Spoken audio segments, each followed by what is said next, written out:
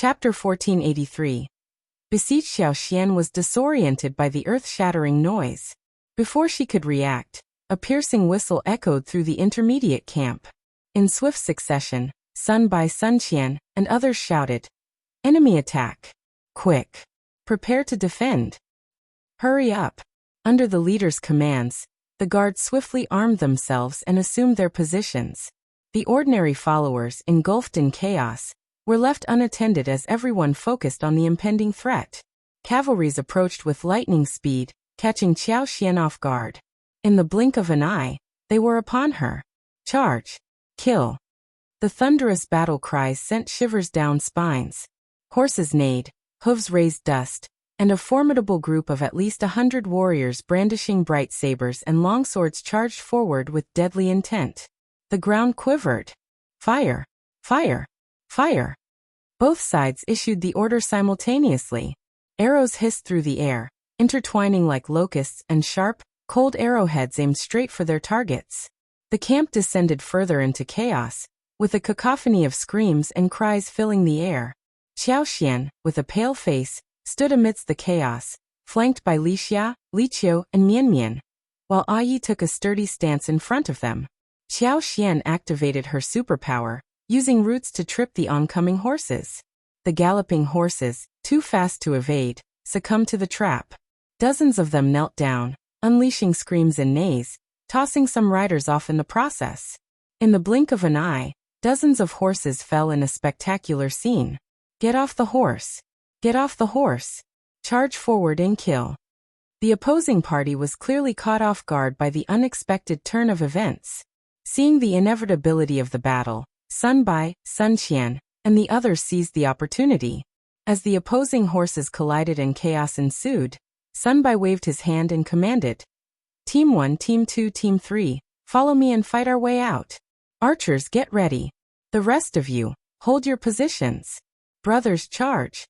Sun Bai leaped into action, his long sword moving like a meteor. He stabbed an opponent in the chest, kicked them away, and swung his sword with lethal precision. The leader, with a single eye glaring fiercely, raised a bright saber and slashed at Sun Bai. Both sides plunged into a chaotic battle. Saber light and sword shadows scattered in every direction. The sharp clang of weapons colliding sent tremors of fear through onlookers. Screams and grunts punctuated the chaos, and blood splattered, turning the ground red. Some fell, never to rise again. Xiao Yunduan and a few guards gathered the ordinary servants in designated spots, quelling their panic. He turned to look at Xiaoxian, their eyes meeting. Xiaoxian waved at him with a reassuring smile, and Xiao Yunduan felt a sense of relief. The enemies, numerous and relentless, displayed savage ruthlessness, charging fearlessly with no intent to relent. The two sides clashed in a tumultuous battle, locked in an unyielding struggle. The chaos prevented Xiaoxian from effectively using her superpower. Unable to accurately target anyone, she could only fret internally. At this rate, a solution seemed elusive. If you find any errors, ads pop up, ads redirect, broken links, non-standard content, etc., please let us know. Report so we can fix it as soon as possible. Chapter 1484. Fight. The opposing force boasted a larger number of people, resulting in more guards than their own team. However, the numerical advantage was not significant. The adversaries displayed a valiant and ferocious demeanor, exuding a sense of banditry. Their bold and reckless fighting style proved challenging to resist. Their side seemed impervious to defense, while the defenders faced the burden of maintaining their position at all costs. The dilemma lay in the fact that the opposing party operated without restraint, unburdened by concerns. On the contrary, their side had to staunchly defend the position, as any breach, whether it led to the slaughter of ordinary entourage members or their capture as hostages, would thrust them into a perilous situation. The opposing force understood this dynamic well, which drove them to risk their lives in a relentless charge. Despite their best efforts, their men could only fight to a draw, forming an ineffective barrier. The current situation indicated an imminent breakthrough of the defense line.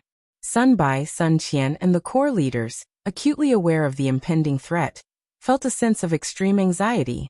Unexpectedly, a billow of dust appeared in the distance. Another group of people galloped towards them, heading in their direction. Judging by their speed, they would likely reach them in an instant. It was evident that their numbers were significant. Sun Bai and Sun Qian exchanged a glance, understanding each other's thoughts. Let Yi escort the lord and madam to safety. Rally our brothers and we'll fight our way out. Everyone, flee for your lives. Our fate depends on luck. Let's do it. Bitterness and heaviness weighed on them, but this seemed to be the only viable course of action. Their unwillingness was palpable. Just a couple of days away from reaching Huning City, yet now faced with the prospect of death on the grassland. Who would willingly accept such a fate? The ruthlessness and lack of scruples displayed by the fourth prince, colluding with grassland bandits to orchestrate this attack, caught them off guard. These were no ordinary bandits. The moment the fight began, Sun Bai, Sun Qian, and others could discern their true nature. Sun Bai shouted, forcing his opponent to retreat with his longsword before swiftly heading toward Xiao Yunduan. The approaching smoke and dust signaled the imminent arrival of reinforcements. The ground trembled, and the distant hooves' faint neigh echoed. Time was running out. A decision had to be made instantly and acted upon without delay. Xiao Yunduan promptly rejected Sun Bai's suggestion. Let Yi escort my wife and his childhood friend. Can't you all protect me? Naturally, he stood by their side. But, no buts. If I go with my wife, we become an easy target. They'll relentlessly pursue us. However, if we separate, they'll chase after me individually, relieving some pressure. Those pursuing Qiao Xian would find no success against the Thunder God's speed. Yi, endowed with strength and martial prowess, alongside his intelligent wife, held a high chance of escaping danger and returning to Huning City. The decision was made and Xiao Yunduan asserted, it's settled. You organize the men to break through, and I'll talk to her. If you find any errors, ads pop up, ads redirect, broken links, non-standard content, etc., please let us know. Report so we can fix it as soon as possible. Chapter 1485. Prepare to escape. Sun Bai stood there, momentarily speechless. Frowning, he sighed, then stomped his feet to carry out Xiao Yunduan's orders, organizing the servants. Taking hold of Qiao Xian's arms, Xiao Yunduan whispered urgently. Qiao Xian was taken aback. There's no time. Tell Yi to prepare. You'll charge forward shortly. Sun Bai will arrange cover for you. Don't worry, it'll be fine. Sun Bai and the others can protect me. It'll take Li Xia and the rest, but whether they make it out depends on luck. Xiao Yunduan couldn't offer guarantees in such dire circumstances. A lump formed in Qiao Xian's throat. Her bond with Li Xia and the others ran deep, and she couldn't leave them behind. But to Xiao Yunduan, they were merely servants. Had it not been for him, Xiao Yunduan wouldn't have given them special attention. Today's unforeseen event surpassed their expectations.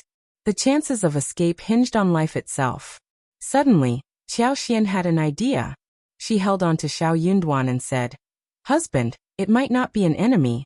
It could be one of us. Xiao Yunduan was startled. Quickly, Qiao Xian smiled and continued.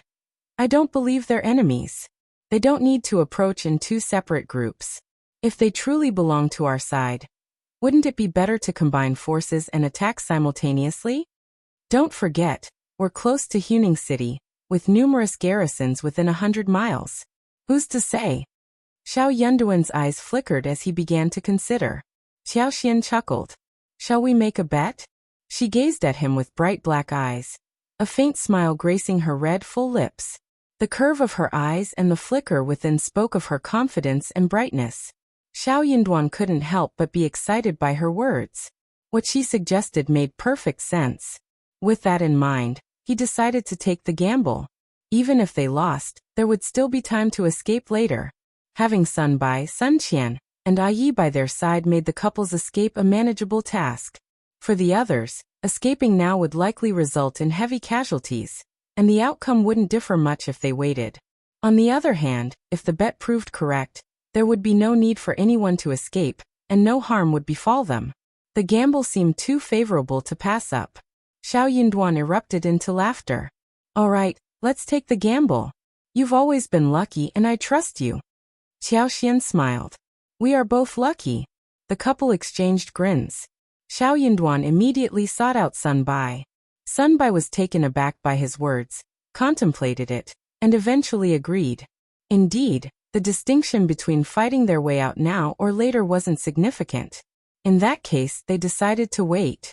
The thunderous sound of horse hooves became deafening as the group of at least 50 to 60 riders approached. Blindsure, is it really you? Why are you here again? Although this group consisted of only 50 to 60 cavalrymen, it was evident they were elite.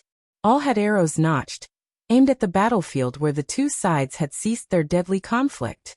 Sun Bai, Sun Qian, and the others could now clearly discern that these individuals were from Great Qin. Despite lacking military attire, the bows and arrows were unmistakably of military origin.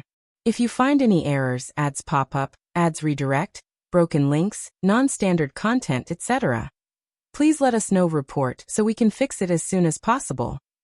Chapter 1486. The result of the gamble. Additionally, these horses were impeccably groomed, a standard not found anywhere outside the military.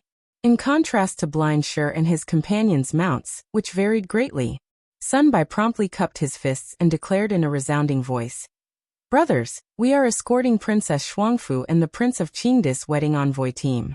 For some reason, we find ourselves besieging and attacking these bandits. Please assist us. We will surely repay your kindness after this." The opposing group appeared startled, gasping as they regarded them with curiosity. Xiao Yunduan rose and offered a respectful salute. "Thank you so much." Blindsure, in apparent distress, feigned composure. He spat and declared fiercely, "How would I know who they are? I just aim to relieve them of their riches. Unluckily for me, it seems my fortunes have run dry. Let's go." With a shout, he leaped onto the nearest horse, clamping his legs together and smacking the horse's hindquarters twice with the hilt of his knife. The horse whinnied in pain and galloped away. His subordinates, in a panicked frenzy, hastily mounted their horses, some settling for whichever they could seize. In the blink of an eye, they scattered like frightened birds and beasts, leaving the scene swiftly. The young man who had berated Blindsure earlier brandished his whip with a cold smile. "Consider yourself fortunate this time. You've had an easy escape." As he spoke, he dismounted, and those with him also stowed their bows and arrows, following suit. Xiao Yunduan retrieved the marriage envoy token and handed it to Sun Bai, proclaiming loudly, "I am Xiao, Minister Counselor of the Ministry of Revenue, escorting Princess Shuangfu and the marriage envoy. Here is my token. May I know how to address you?" It wasn't merely a matter of formalities, but also a means to confirm their identities. Xiao Yunduan also requested the same from the opposing party. Given the unfamiliarity between the two sides, uncertainties lingered. What if they were deceived? What if the other party, seemingly weak, was actually in league with Blindsure and his accomplices? In this unfamiliar terrain, Xiao Yunduan couldn't afford to be careless. Sun Bai, holding the token, led a few personal guards forward, taking the initiative to request verification from the other party. Displaying a commendable sincerity, the man burst into laughter, a blend of amusement and surprise evident in his tone. "Lord Xiao, your reputation precedes you. I am Meng Wanfu, the general stationed at Baiming Pass, 40 miles northeast of Huning City, bestowed with the title of Longhu General by the Emperor. Yesterday, I led my men out of the city for a hunt, and unexpectedly crossed paths with you. Lord Xiao, rest assured, from this moment on, all of you are safe." Galloping across the grassland with his cavalry, Meng Wanfu moved considerably faster than Xiao Yunduan's gradual journey. Meng Wanfu produced his identity token and handed it to Sun Bai. The moment Sun Bai touched the token, he sensed its authenticity. Delighted, he returned the token to Xiao Yunduan. Sun Bai recognized Meng Wanfu, a rising star in the military. Without a prominent background, he relied on his boldness to make a name for himself. Known for suppressing bandits in the northern region, he once single-handedly thwarted a Beihu ambush on a town, saving over 1,000 lives. This feat earned him the title of a fourth-grade general. Blessed with subsequent successes, he received 2 significant promotions. In a moment of joy, the emperor granted him the title of a third-rank Longhu general. Lacking strong affiliations, Meng Wanfu became a subject of clandestine scrutiny, with various factions attempting to secure his allegiance. However, none dared to be too overt in their efforts. If you find any errors, ads pop up, ads redirect, broken links, non-standard content, etc., please let us know. Report so we can fix it as soon as possible. Chapter 1487. Old friend. That's why the Crown Prince took notice of him. Sun Bai and Sun Qian were also aware of it. Knowing Sun Bai's meticulous nature, Xiao Yunduan trusted that if he was fine, there must be no problem. He moved forward to meet General Meng. With the confirmation of safety, everyone let out a collective sigh of relief. They proceeded to clean up the battlefield, tend to their wounds, and pack their belongings. Meng Wanfu and his companions joined in to lend assistance. Out of the blue, Meng Wanfu turned to Xiao Yunduan and remarked, "Lord Xiao, do you truly not recognize me?" Xiao Yunduan was taken aback. He gazed at Meng Wanfu perplexed. "General Meng, have we met before?" A handsome and petite soldier beside Meng Wanfu chuckled. Looking up, she smiled and said, "Lord Xiao, do you remember me?" Both Xiao Yunduan and Sun Bai were surprised. This bodyguard, disguised as a man, was evidently a woman. While her true identity initially went unnoticed, her feminine tone during speech now made it unmistakable. "You are." Xiao Yunduan furrowed his brow. He had a faint recollection of her, but couldn't place her name. The situation felt perplexing. One was General Meng, and the other stood before him. They were likely associated with General Meng. Both inquired if he remembered them. Yet he couldn't recall either. The awkwardness of the situation weighed on him. If he had encountered these two individuals before, logic dictated that he shouldn't have forgotten them. This was unreasonable. It felt too unreasonable. Since when did his memory become so unreliable? The woman burst into laughter and explained, "I apologize, Lord Xiao. It's perfectly normal not to remember me. While we hailed from the same village, you were engrossed in your studies, either at the academy or home. Meanwhile, I toiled in the mountains and fields every day. I doubt you saw me more than a few times. You're a renowned scholar in our village. Naturally, you'd be remembered." Xiao Yunduan gasped, suddenly recalling something. Surprised, he exclaimed, You're Ding Xiang." I didn't expect to see you here." Xiao Yunduan nearly blurted out, "You're not dead." Recognizing the inauspiciousness, he cut himself off just in time. Normally, he wouldn't make such a low-level mistake. Yet, Ding Xiang's presence caught him off guard. He did remember Ding Xiang. Otherwise, he wouldn't have found her familiar. However, the Ding Xiang before him differed significantly from his memory, preventing the connection. The magical and unbelievable nature of this world left him dumbfounded. Ding Xiang joined Meng Wanfu in hearty laughter. "I never imagined Lord Xiao would recall me." Ding Xiang expressed her joy.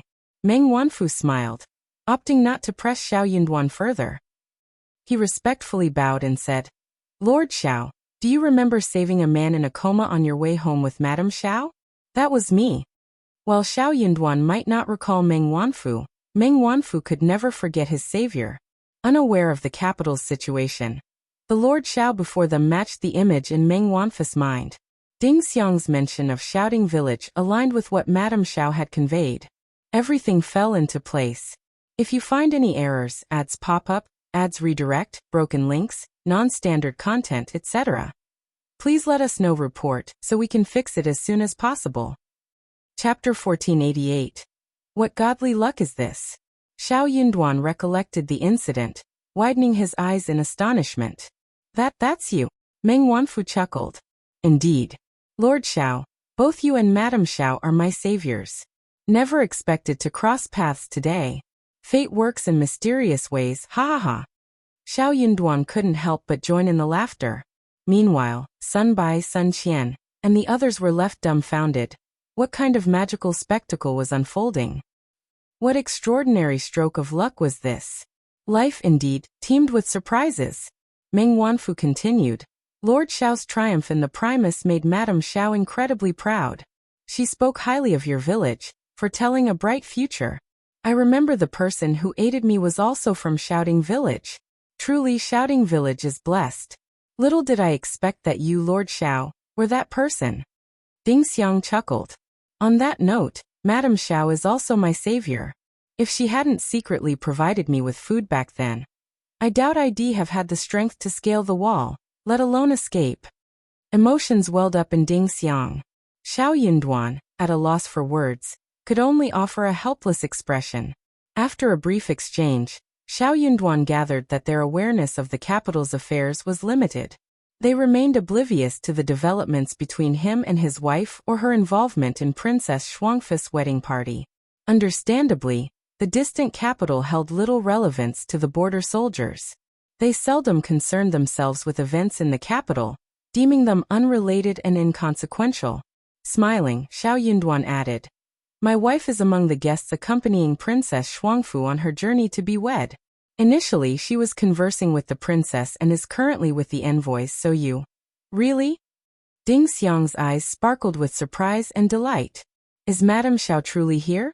Where can I find her?" Xiao Yunduan gestured behind him, and Ding Xiang eagerly rushed toward them. Meng Wanfu chuckled and waved at Xiao Yunduan, expressing respect. "Lord Xiao, please. It seems we still have a considerable distance to cover. Lord Xiao, take a rest." Xiao Yunduan nodded with a smile. "General Meng, there's no need for such formality. I don't possess the qualifications." But Meng Wanfu insisted. "You are more than worthy. Anytime you're worthy. Scholars like you are admirable, knowing so much, unlike me, barely literate.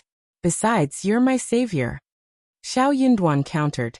"General Meng, you misunderstand.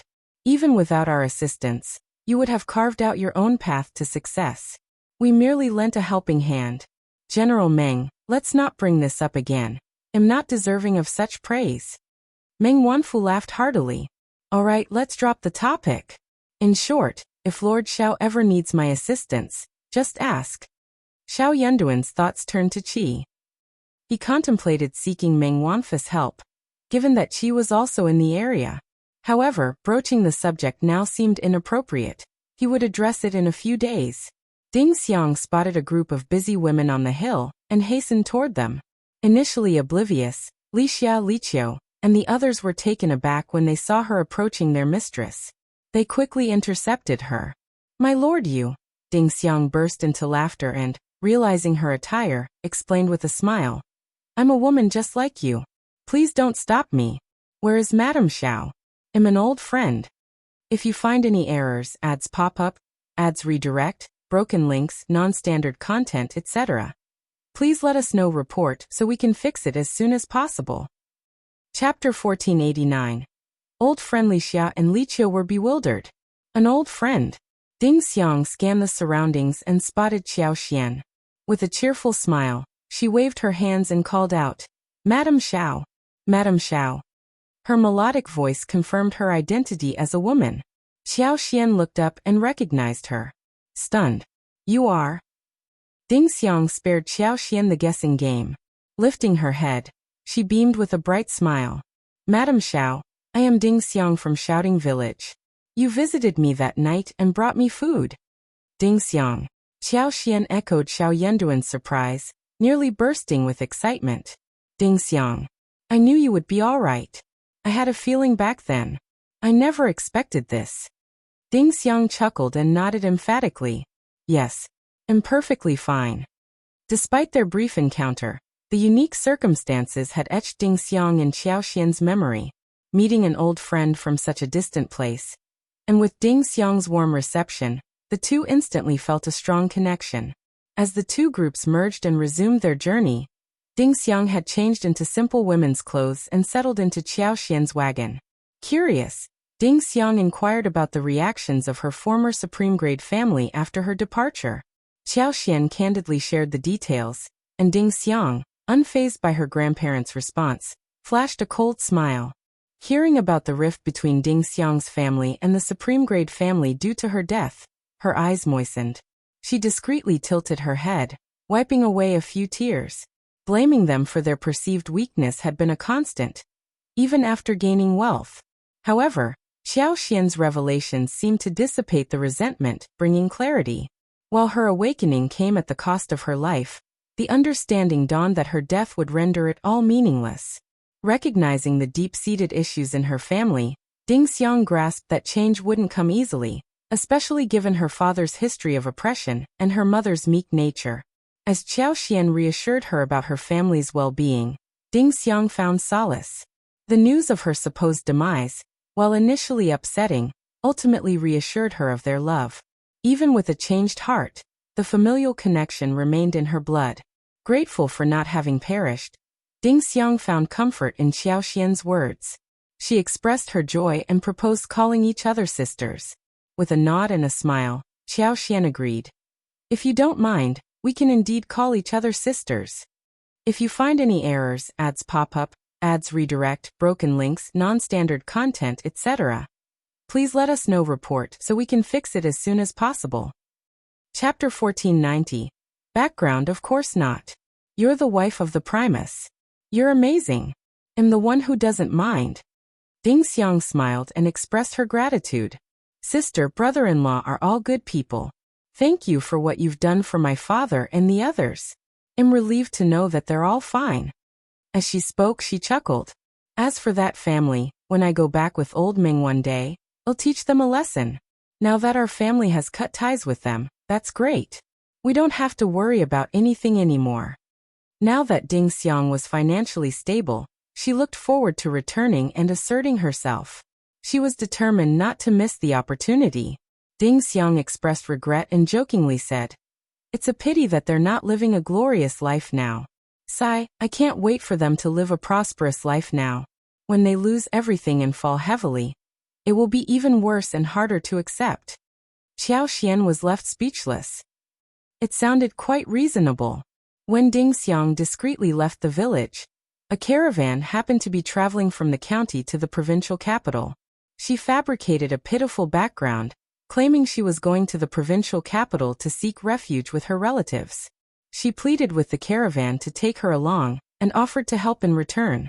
Impressed by her apparent hardship and clean appearance, the caravan owner agreed to bring her along. And so Ding Xiang arrived in the provincial city. Her initial plan was to find a way to earn some capital before using it to establish herself. Little did she know that she would encounter Meng Wanfu by a stroke of luck. Both of them found themselves in similar circumstances, hailing from Hashan County with nowhere to go. They ended up relying on each other, making Ding Xiang feel more at ease, as if she had found a reliable ally. Although she had anticipated that this era differed from the more liberal time before her transmigration, leaving Shouting Village made her realize just how inhospitable this era was for a single woman. Establishing herself was an arduous task, especially for a woman with nothing to her name. In this era, even if she were captured by a few ruffians in broad daylight, there would be no one to come to her aid. Ding Xiang proposed that Meng Wanfu enlist in the army. Given his skills, military service was a viable option. They could head to the border together and await news of conscription. Besides, border cities were likely to have thriving trade, providing opportunities to earn money easily. Even if joining the army wasn't possible, there were still ample opportunities to make a living. Meng Wanfu considered the proposal and found it to be a practical approach, so he agreed. Using some of Meng Wanfu's funds, Ding Xiang purchased several sets of clothing for both of them. She also acquired a set of basic study tools and a few books, such as the 3-character classic and the 100 family surnames. During this process, Meng Wanfu felt a pang in his heart. However, Ding Xiang explained that he lacked literacy skills. Without the ability to read and write, it would be challenging for him to stand out in the army. Learning a few words every night was necessary for his future prospects. Though reluctant, Meng Wanfu acknowledged the validity of Ding Xiang's reasoning. Driven by his deep-seated resentment, he gritted his teeth and reluctantly agreed. Ding Xiang took on the role of his tutor. As for how Ding Xiang could read, she couldn't actually read. However, while working, she often eavesdropped on lessons in the neighboring village's school. In doing so, she managed to memorize the 3-character classic. Matching the words in the book allowed her to recognize them naturally. If you find any errors, ads pop up, ads redirect, broken links, non-standard content, etc., please let us know report so we can fix it as soon as possible. Chapter 1491. Foothold. Meng Wanfu believed in her and admired her. Subsequently, Ding Xiang employed this technique to instruct him in recognizing commonly used words. She went on to purchase several history books, narrating tales of the 36 strategies, historical anecdotes, principles, and more from the books. Meng Wanfu became even more impressed, feeling his own intellectual limitations. He found it challenging to grasp so much merely through reading. However, 50 taels of silver proved insufficient. In the provincial city, Ding Xiang acquired a subpar eyebrow pencil, investing over 10 taels in novel-looking paper flowers to sell to the embroidery workshop. Despite the flowers appearing novel, their actual value was limited, and the embroidery workshop was unwilling to pay a high price. After negotiations, they settled for a sale of 4 taels of silver. Ding Xiang then designed 2 sets of jewelry and sold them to a shop for 12 taels. The duo expended 10 taels to hire a carriage to Jiang City and procured 200 caddies of tea leaves from Yuzhong. After 3.5 days, they reached Jiang City and sold the tea leaves to the second Dao trafficker for 20 taels of silver. The total cost of the tea leaves was 11 taels. This trip yielded a profit of 9 taels, with only 1 or 2 taels spent to reach Jiang City. In Jiang City, Ding Xiang chartered a boat and bought a batch of goods to sell at the next stop. After more than a month, upon reaching Huning City, they managed to cover all their expenses, including food, accommodation, and transportation, and even earned 2 to 3 yuan. They reveled in laughter for an extended period. Meng Wanfu was brimming with admiration and a sense of ease. Even if he couldn't join the army, he could engage in business with Ding Xiang and make a living. Meanwhile, Ding Xiang, overwhelmed with emotion, was on the verge of tears. The transportation in ancient times was undeniably grueling. Although the journey from south to north covered only a short distance, after more than a month, she was utterly exhausted, nearly crippled. Despite her diligent efforts in accumulating goods, her earnings were meager. When they reached Huning City, they still had 65 taels of silver. Ding Xiang decisively took Meng Wanfu and spent 10 taels of silver to rent a small courtyard for a year and a half. Planning to stay for an extended period, staying in an inn, which would burn through too much money, was not an option. Meng Wanfu's luck proved favorable. In less than half a month, news of conscription spread. He was promptly selected, without any suspense. However, following Ding Xiang's advice, he didn't rush to stand out. Keeping a low profile, he proactively made friends. Only when appropriate did his superior, accidentally, discover that he not only knew how to read, but also possessed knowledge of military tactics.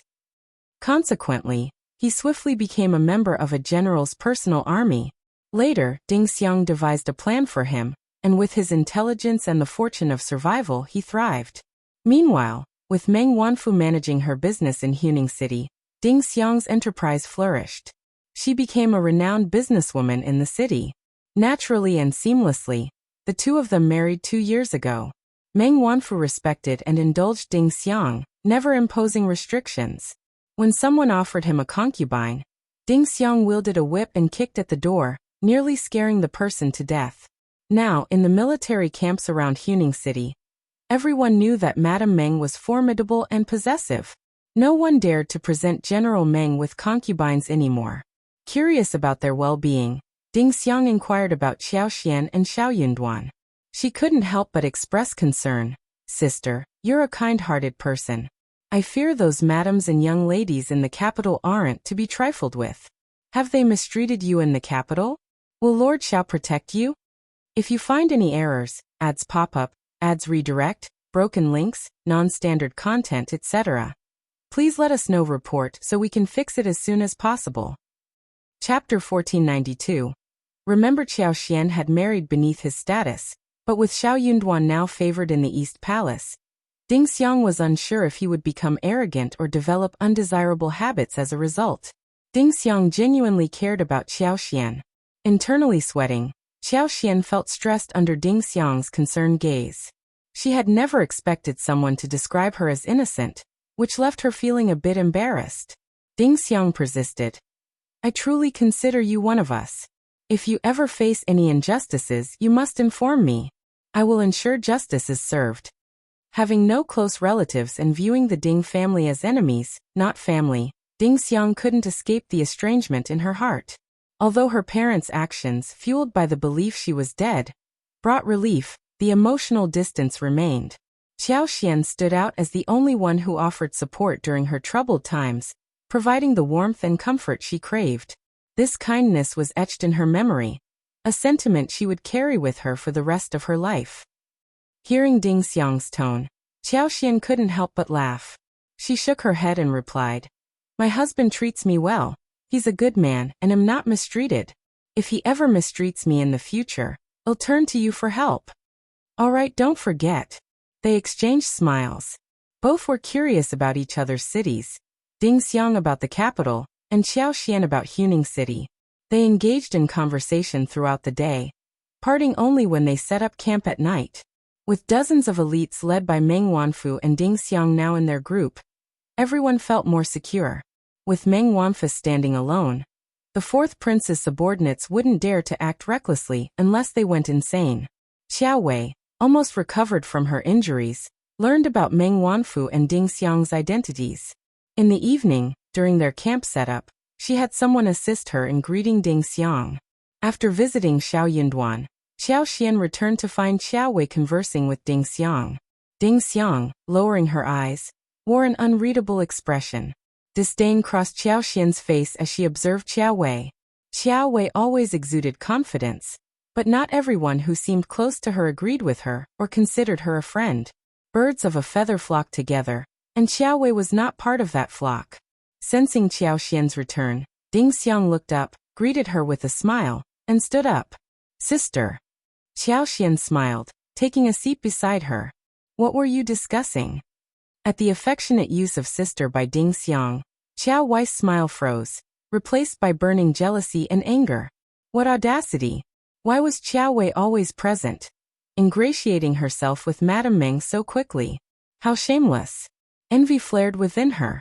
Despite her previous indifference and lack of response to flattery, she found Xiao Xian so friendly. What had Xiao Xian done? Xiao Wei refused to let anyone address her as sister. Xiao Yinduan was merely a fifth-ranked official, not as powerful as General Meng, a third-ranked general. This felt like a trap. How shameless! If you find any errors, ads pop up, ads redirect, broken links, non-standard content, etc., please let us know. Report so we can fix it as soon as possible. Chapter 1493. Wretched woman. Ding Xiang glanced at Xiao Wei and smiled faintly. Just some casual gossip. Xiao Wei immediately chimed in. Exactly. Ms. Ding is so amusing, forthright, and knowledgeable. Conversations with her are like a refreshing breeze, so enlightening. Her use of Ms. Ding sounded intimate, creating an illusion of a deep and close friendship where they shared everything. Xiao Xian remained silent, maintaining a smile. Xiao Wei, sensing Xiao Xian's displeasure, felt a surge of pride. She turned to Ding Xiang with warmth, saying, "Ms. Ding, you've had a tough day. Make sure to eat well and rest early. There's not much entertainment here in the wilderness, and you must have endured a lot. When we reach Huning City, we'll host a banquet in your honor." Ding Xiang, smiling faintly, replied, "We're very close to Huning City, not really in the wilderness. Besides, I'm not that delicate, let alone aggrieved. I've lived in Huning City for a few years." Xiao Wei forced a smile. "You're truly an admirable woman. We owe it to General Meng and Ms. Ding's assistance today. When we arrive in Huning City, we'll make sure to treat you well and express our gratitude." Ding Xiang nonchalantly shrugged. "Sounds good. I'll be waiting for your hospitality and thanks." Xiao Wei, forcing another smile, said, "Certainly, certainly. Oh, I need to have a private chat with my sister now. Miss Qiao, would you mind giving us some space?" Xiao Wei froze, anger simmering within her. She was about to burst from the praise Xiao Xian received, yet now Ms. Ding was requesting privacy to speak with her sister, a clear signal to keep her distance after all the flattery. Ding Xiang threw a glance at Xiao Xian and smiled. "Sister, I'm not an outsider, and we used to be related by blood. You won't mind, will you?" Xiao Xian, recognizing the theatrics, understood Ding Xiang's intentions. Her response was clear and straightforward. "I do mind." Xiao Wei, appearing shocked and hurt, glanced between Xiao Xian and Ding Xiang. Ding Xiang burst into laughter and said, "Miss Qiao, please." Chased away once again, Xiao Wei couldn't bear to stay any longer. Face alternating between red and white, She bit her lips and declared, I know you've always had a prejudice against me. In that case, I won't be an eyesore to my sister. Ms. Ding, I'll speak with my wife later. Ding Xiang smiled, offering no reply. Qiao Wei left, trying to maintain composure, and Ding Xiang couldn't help but express her disdain. What a wretched woman. Men seem to like this kind of woman the most, the easiest to deceive. When I see her, my hands itch. I really want to whip her a few times. Qiao Xian chuckled. Only a brainless man would fall for someone like her, so who cares about him? True. The two women exchanged a knowing look and laughed. Qiao Xian, concerned that Ding Xiang might be deceived by Qiao Wei's shameless demeanor, shared the history of their grudge. Ding Xiang, outraged, sympathized. You're so innocent and kind. It's no wonder you were bullied so badly by them. Fortunately, everything is in the past now. If you find any errors, ads pop up, ads redirect, broken links, non-standard content, etc., please let us know. Report so we can fix it as soon as possible. Chapter 1494. Anger. I knew it. No matter how I look at her, I don't like her. She is indeed not a good person. Qiao Xian smiled. Only someone as smart as you can tell what is going on. Ding Xiang smiled and said, she only spoke 3 sentences, and I already knew that she was *tc. Haha, she's not much, but fortunately, she doesn't know how to read the situation. Even if I ignore her, she can still speak so enthusiastically alone. As she spoke, she raised her eyebrows. How did such a person get into the marriage escort team? She must have caused a lot of trouble along the way, right? I think she has a lot of malice towards you, and is very indignant. Such a person is despicable and shameless. Sister, you have to be careful. Don't let Lord Xiao be schemed against by her. I think if she could make you sad by tricking Lord Xiao, she would be happy to do it. Qiao Xian was convinced. Ding Xiang was so straightforward. Qiao Wei was not only happy to do it, but she had already done it. She just failed. However, what happened that night could not be mentioned. If it spread, it would be equivalent to ruining Qiao Wei's reputation. At that time, it would be self-defeating, and he would have to give her an explanation. Sister, you're right. I was also on guard. Fortunately, my husband isn't muddle-headed. Ding Xiang was reminding Qiao Xian with good intentions. Hearing Qiao Xian's words, she knew that both of them were not on good terms with Qiao Wei. She smiled. Lord Xiao is indeed the primus, different from other people. Soon it was time for dinner. There was no village or shop. Dinner was nothing more than roasted meat, boiled water to make tea, and cooked a pot of porridge.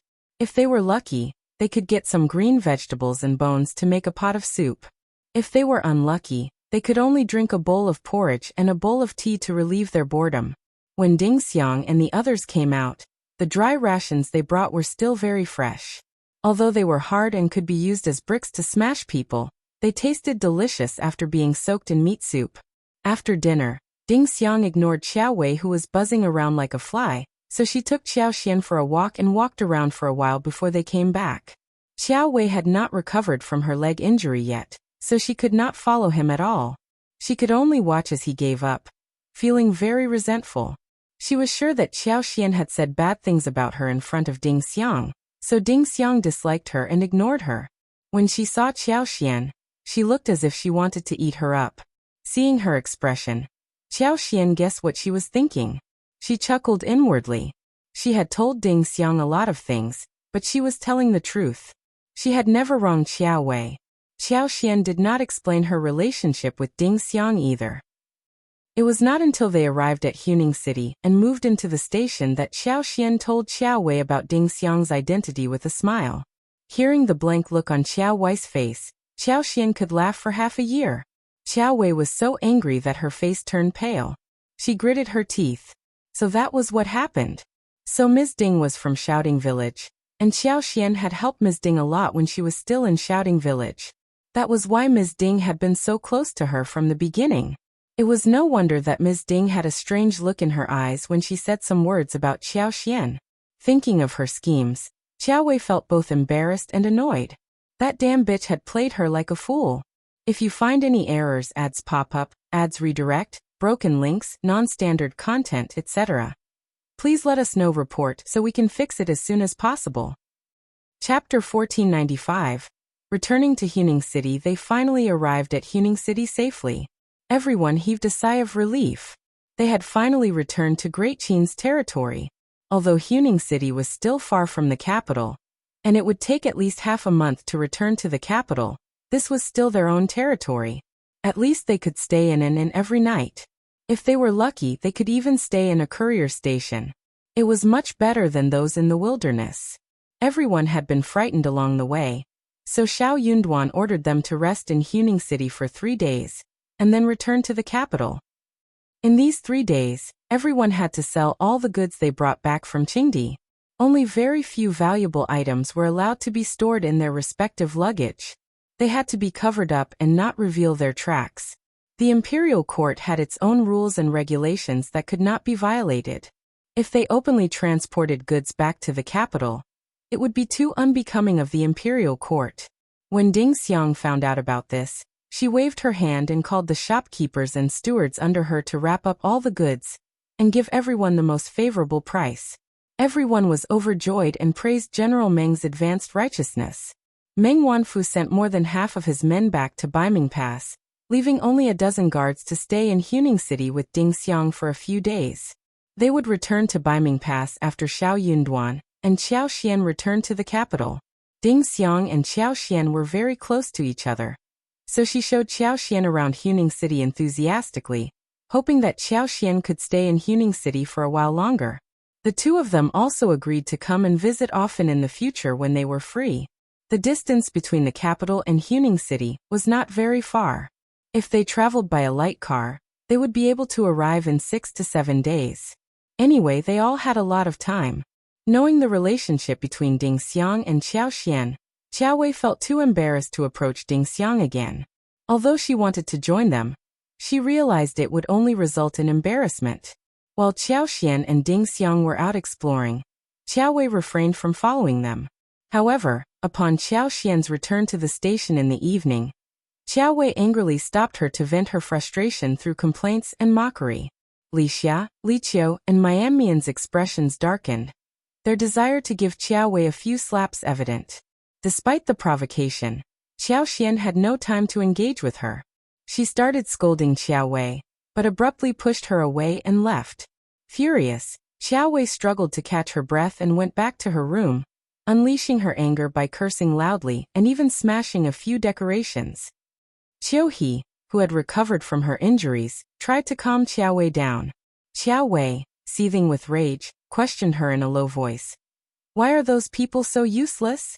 The sluggish pace on the road has delayed us for so long, and they still couldn't shake them off." Filled with frustration, Qiu He shared her thoughts, realizing that a faster pace would make slipping away easier. The slower they were, the more stable and vigilant they became, making it challenging to execute any plan. Reflecting on the failed encounter with bandits, Qiu He comforted Qiao Wei before heading to the kitchen to fetch her some food. Despite plans for a banquet, Qiao Wei, still seething with anger, decided to dine alone in her room. If you find any errors, ads pop up, ads redirect, broken links, non-standard content, etc., please let us know report so we can fix it as soon as possible. Chapter 1496. She wants to kill you regardless. Even if she chose not to appear, nobody would take notice. The sight of those individuals was bothersome to her, including Ding Xiang and her husband, whom she found annoying. While Qiao Wei decided not to attend, Xiao Xian also didn't send anyone to invite her, as if she were inconsequential. The thought crossed her mind. Was she truly dispensable? Fuming with anger, Qiao Wei nearly smashed the food in front of her. Despite Qiu He's attempts at persuasion, she reluctantly picked up her chopsticks to eat. Unexpectedly, at that very moment, Mianmian and Li Xia stormed in accompanied by Yi, as well as Ding Xiang's maids, Qingyun and Qingshuang. Startled, Qiao Wei slammed her chopsticks on the table, questioning with a cold face.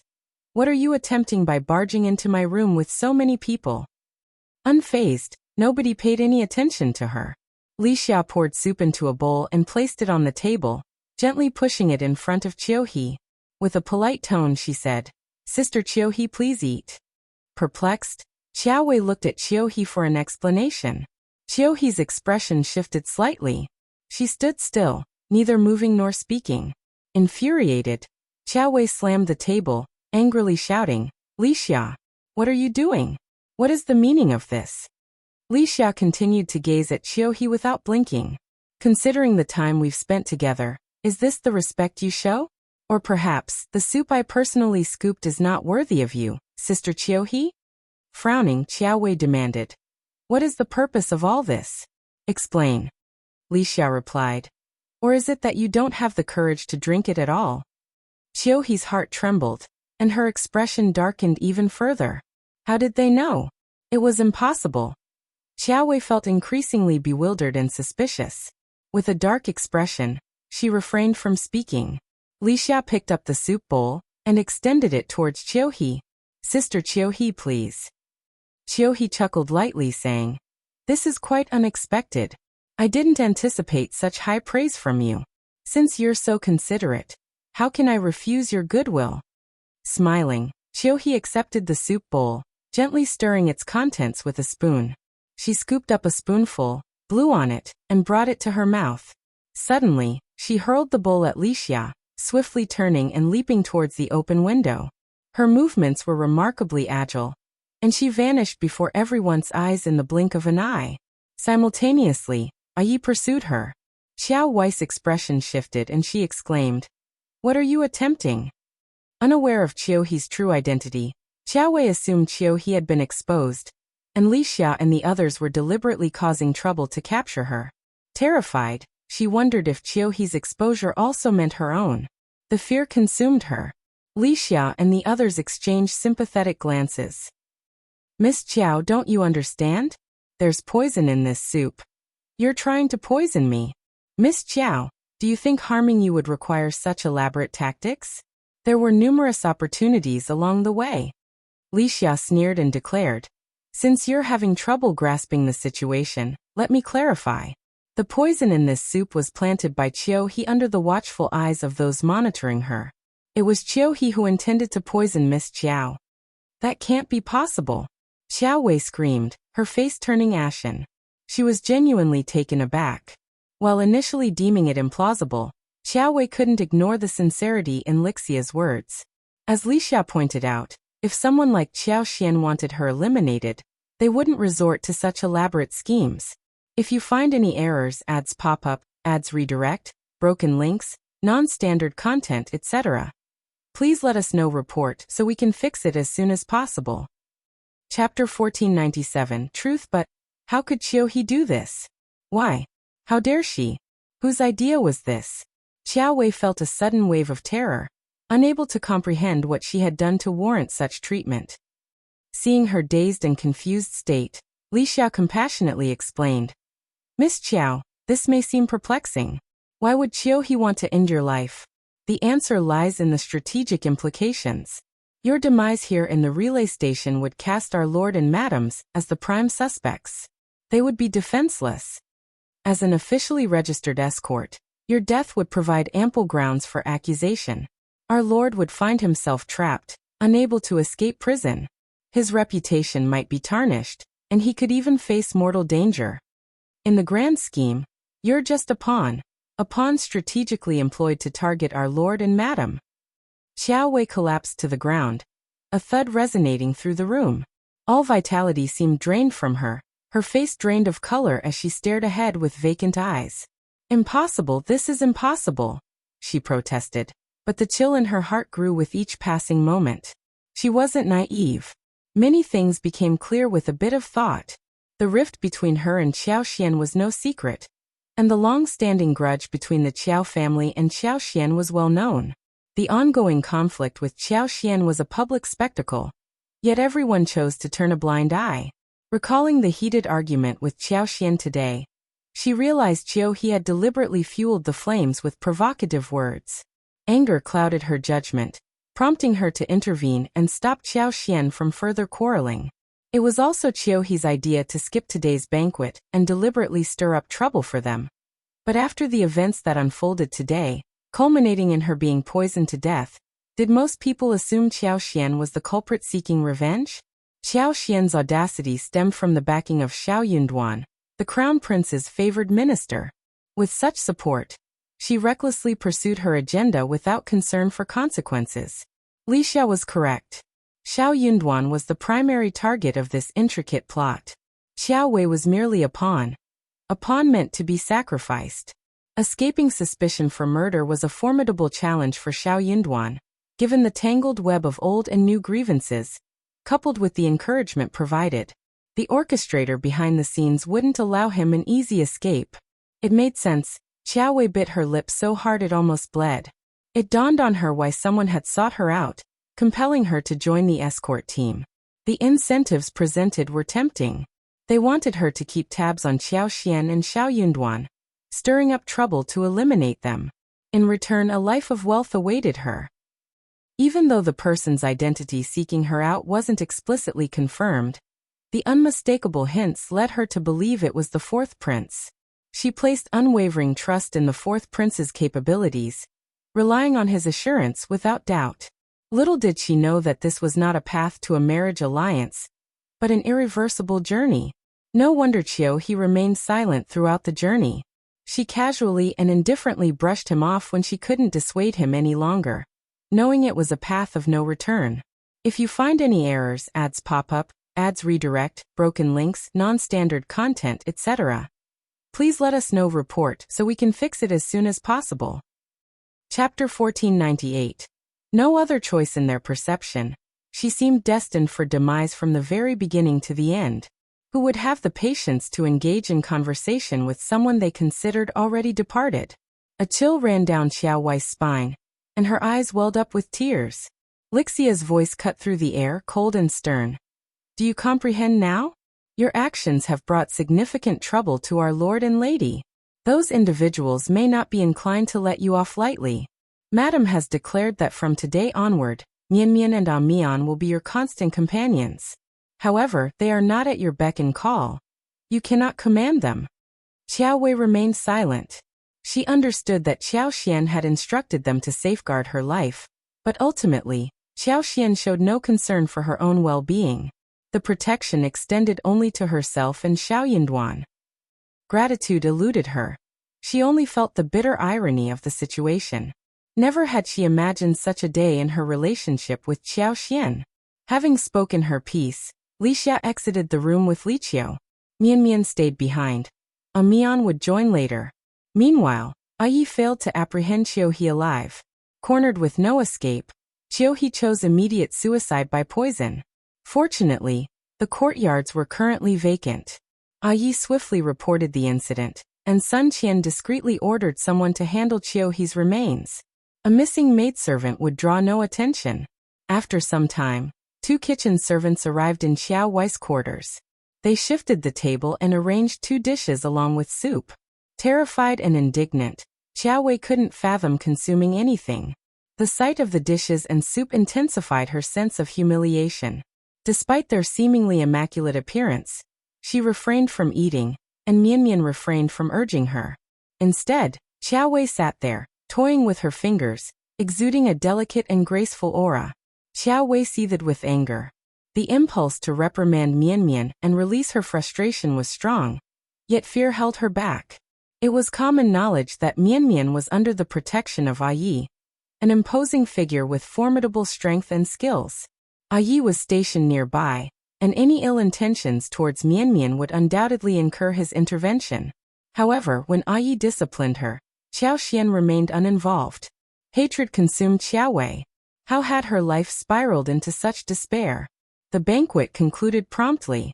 Given Xiao Yunduan and the others' fatigue, local officials showed understanding, and did not prolong the event. Upon learning of Qiu He's demise, Xiao Xian and Xiao Yunduan expressed no surprise. The fourth prince was evidently confident enough to orchestrate her downfall right under their noses. Capturing Qiu He alive had always been a daunting task, but Xiao Wei posed a significant challenge. Her safe arrival in the capital was imperative. Qiu He had strategically chosen the opportune moment for her assault. Xiao Xian's long-standing conflicts with her turned out to be a silver lining. With her second scheme thwarted, Xiao Wei could now put it behind her. Ding Xiang and Xiao Xian shared laughter in the parlor. Meanwhile, in the temporary study, Xiao Yunduan and Meng Wanfu sat across from each other, brewing and savoring tea. Their outward composure masked the gravity of their thoughts. Amidst the intense power struggle between the crown prince and the princes, even those not directly involved in the northern military affairs held their own insights. However, as the exposed relationship between Meng Wanfu and Xiao Yunduan unfolded, Meng Wanfu found himself without alternatives. Both of them were keenly aware of this reality. Originating from the same village, Xiao Yunduan, Xiao Xian and Ding Xiang shared a common bond. Xiao Xian had rescued Ding Xiang, and in turn, they had collectively safeguarded Meng Wanfu. Even if Meng Wanfu aligned himself with the other princes, trust would remain elusive, shadowed by lingering suspicions. If you find any errors, ads pop up, ads redirect, broken links, non-standard content, etc., please let us know. Report so we can fix it as soon as possible. Chapter 1499. Who's more compatible given their association with Xiao Yunduan and Xiao Xian? Even if Meng Wanfu claimed neutrality, it was doubtful anyone would believe him. In light of this reality, there seemed little else to discuss. Meng Wanfu and Xiao Yunduan engaged in a discussion in the study, contemplating the path they would tread in the future. Xiao Yunduan was well aware that the princes were patiently waiting for the crown prince to heir. A single misstep on his part would provide them with an opportunity to create a significant controversy. The crown prince, as the heir, had to maintain an impeccable image, untarnished by even the smallest flaw. Any blemish, no matter how minuscule, could spread like ink in water, tarnishing his reputation. Yet, akin to how a vigilant thief could only avoid detection for so long, there was always a vulnerability. The crown prince, after all, was a mortal, not an immortal sage. Responsible for governing the country, countless eyes scrutinized his every move, and the possibility of error lingered. Xiao Yunduan advised, "There's no need to publicly announce our relationship. Carry on as usual, both now and in the future. The entire wedding entourage is aware of our connection. Once we return to the capital, news may spread swiftly, causing potential trouble. Exercise caution in your daily actions. In the shadows, cultivate a few trustworthy aides for gathering information about the northern region. However, utmost secrecy is paramount. Cease immediately if you sense any threat." Meng Wanfu smiled, expressing agreement. "I'll heed your advice. This approach suits me well. Whenever you require assistance, send word, and I'll be at your service." Xiao Yunduan reciprocated the smile. "Thank you." Acknowledging Ding Xiang's substantial contribution to Meng Wanfu's success, Xiao Yunduan, in his brief stay, had gained a comprehensive understanding of the unfolding events. Numerous detailed reminders were provided. In the conclusion, Xiao Yunduan compiled a list of books and requested Meng Wanfu to dispatch someone to procure them. Ordinarily pressed for time, he rarely found a moment for leisurely reading. Even his wife recognized the value of perusing books in idle moments. Meng Wanfu felt a burgeoning headache. Forcing a smile, he reluctantly accepted the extensive reading list. Their discussion persisted until the moon hung high in the sky before they rose to bid their farewells. Unexpectedly, as Xiao Xian and Ding Xiang approached to ask their subordinates to withdraw, smiles adorned their faces. What an intriguing coincidence! Upon returning to their quarters, Xiao Xian and Xiao Yunduan exchanged smiles. "Husband, if we set aside our roles as mere spectators, which among the 4 intermediate princes do you believe is most qualified to ascend the throne?" Such words bordered on treason, acceptable only within the confines of private conversations. Xiao Yunduan contemplated the question earnestly, gradually becoming more perplexed. He sighed. "I've never contemplated this matter. Yet, as I reflect on it, I find there's no straightforward answer." In truth, there was no answer that could satisfy him. The crown prince was too compassionate. If pressured by the other princes, he would resist. However, when they displayed vulnerability and admitted defeat, he readily softened and pardoned them. As the potential future emperor, he surmised that the nefarious and hypocritical individuals might wholeheartedly welcome such a ruler. The 4th prince exhibited a sinister and narrow-minded demeanor. The 2nd prince had predominantly resided in the military camp throughout the year, earning considerable renown among the generals. It was rumored that he paid little attention to trivial matters and frequently fostered camaraderie with the soldiers. If you find any errors, ads pop up, ads redirect, broken links, non-standard content, etc., please let us know. Report so we can fix it as soon as possible. Chapter 1500. Gamble. However, to ascend to rulership, one must adhere to the hierarchical structure. While the second prince may excel in leading troops to war, a qualified ruler cannot afford to dismiss trivial matters and casually fraternize with subordinates. Individuals who disregard the minutiae tend to be headstrong and resistant to restraint, a disastrous disposition for a ruler. As the legitimate son of the intermediate palace and the son of the current empress, the third prince carried himself with dignity. He possessed a gentle, scholarly demeanor and a wealth of knowledge. Widely connected in the Confucian community, he held the second-best reputation among officials and Confucian scholars, following only the crown prince. However, Xiao Yunduan discovered an intriguing detail. In his pursuit of a tea set he fancied, the third prince had commissioned craftsmen repeatedly, investing 3 years and over 60,000 taels of silver. Observing Xiao Yunduan's bewildered expression, Xiao Xian was taken aback.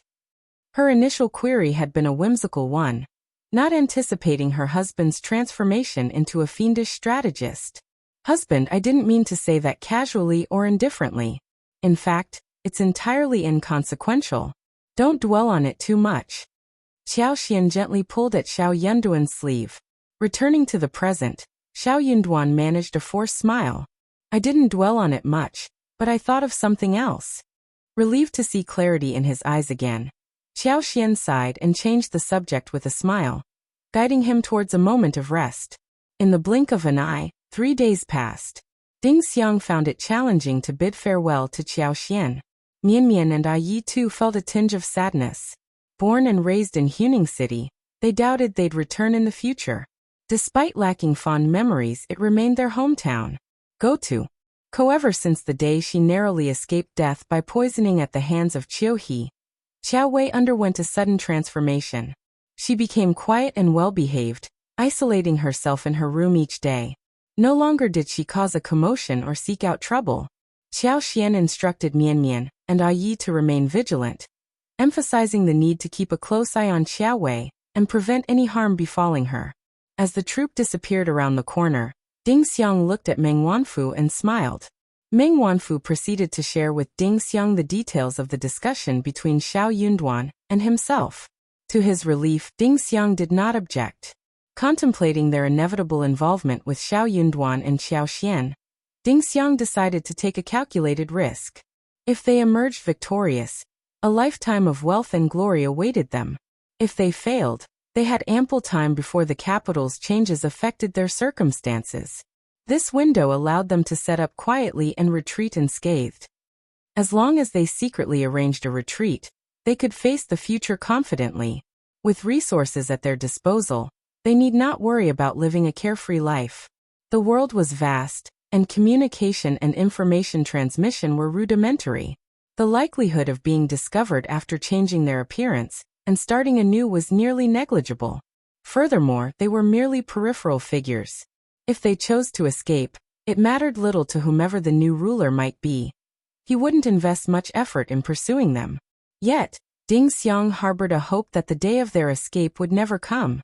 If it did, she wished to be alongside Xiao Xian and Xiao Yunduan, ensuring a life less monotonous. "I've had many conversations with Sister Qiao and learned a lot about the village. Old Meng, I truly want to return and see it."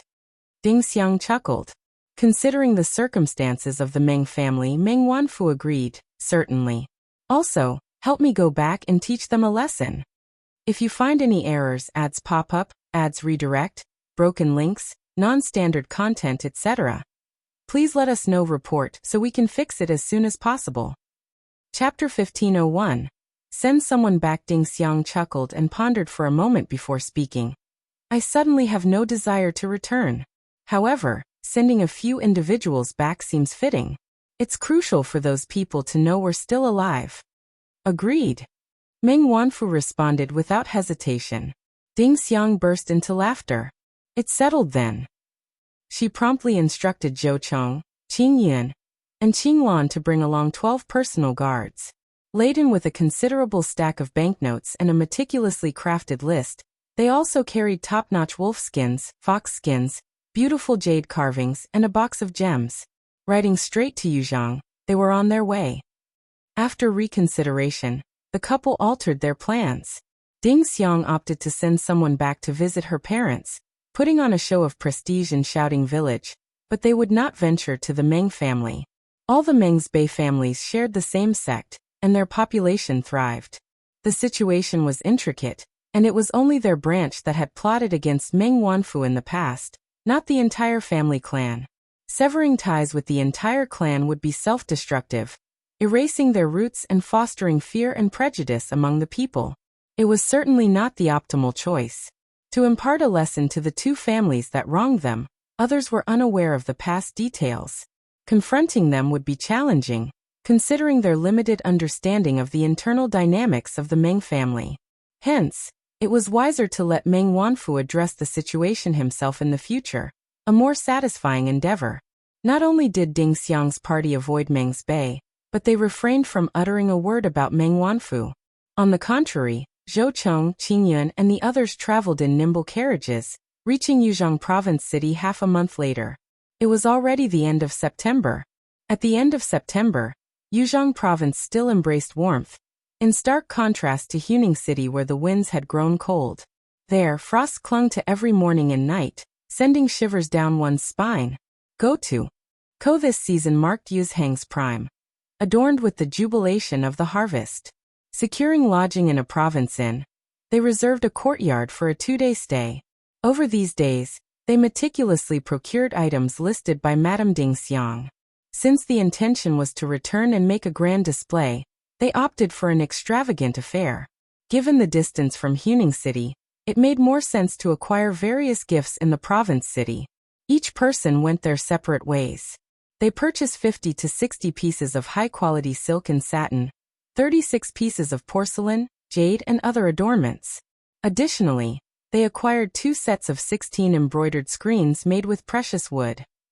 The remainder included jewelry, spices, tea leaves, cubelos, donkey hide gelatin, flour glue, abalone, and an array of other items.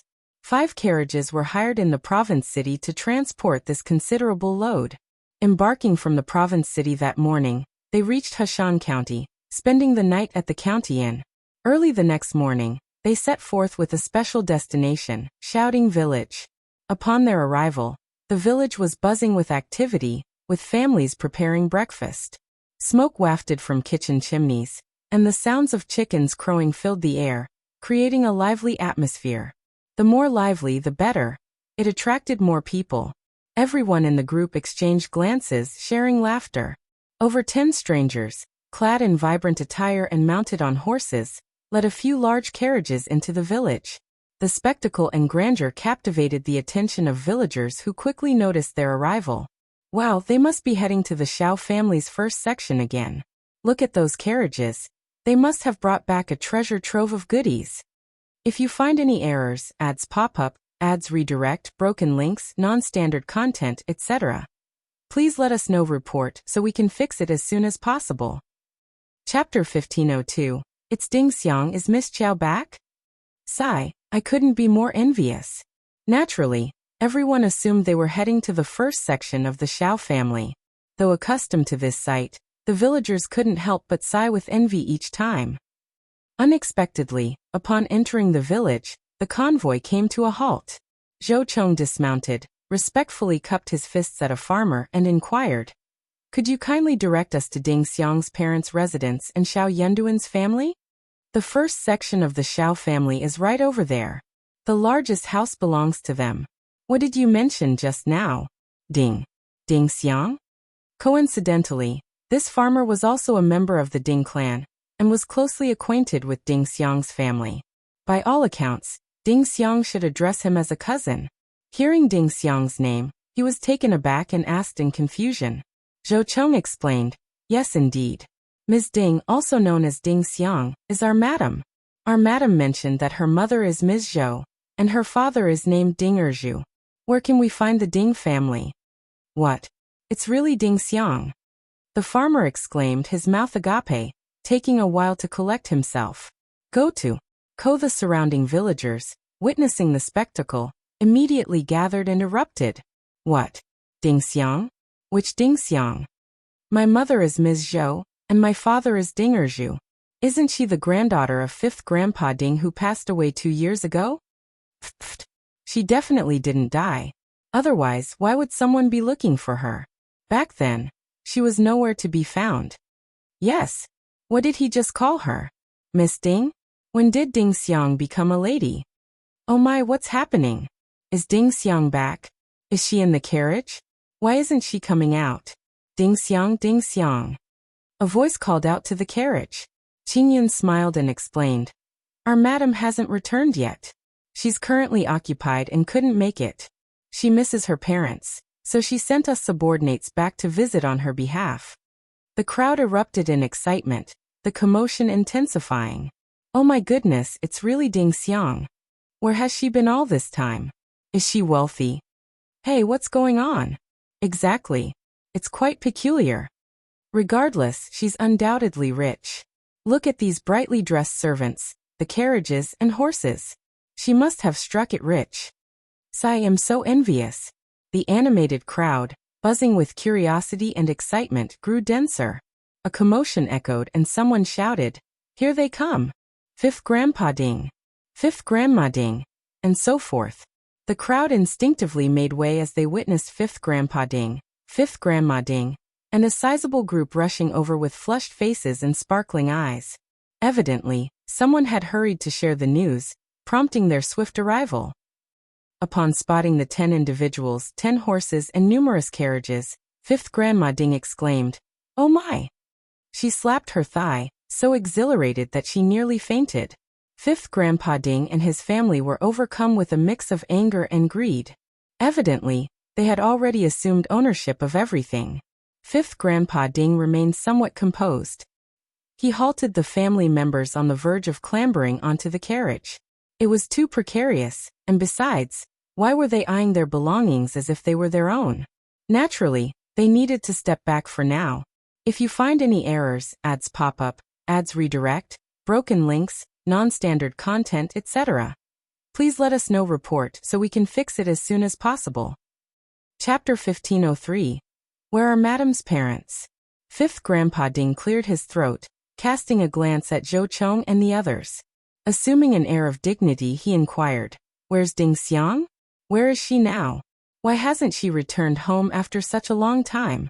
Doesn't she realize her family would worry about her? How absurd. 5th Grandma Ding thought of her second son and daughter-in-law, who had turned unfilial because of Ding Xiang, and a surge of resentment flooded her heart. Sneering, she added spitefully, Exactly. This unfilial girl, she. All right.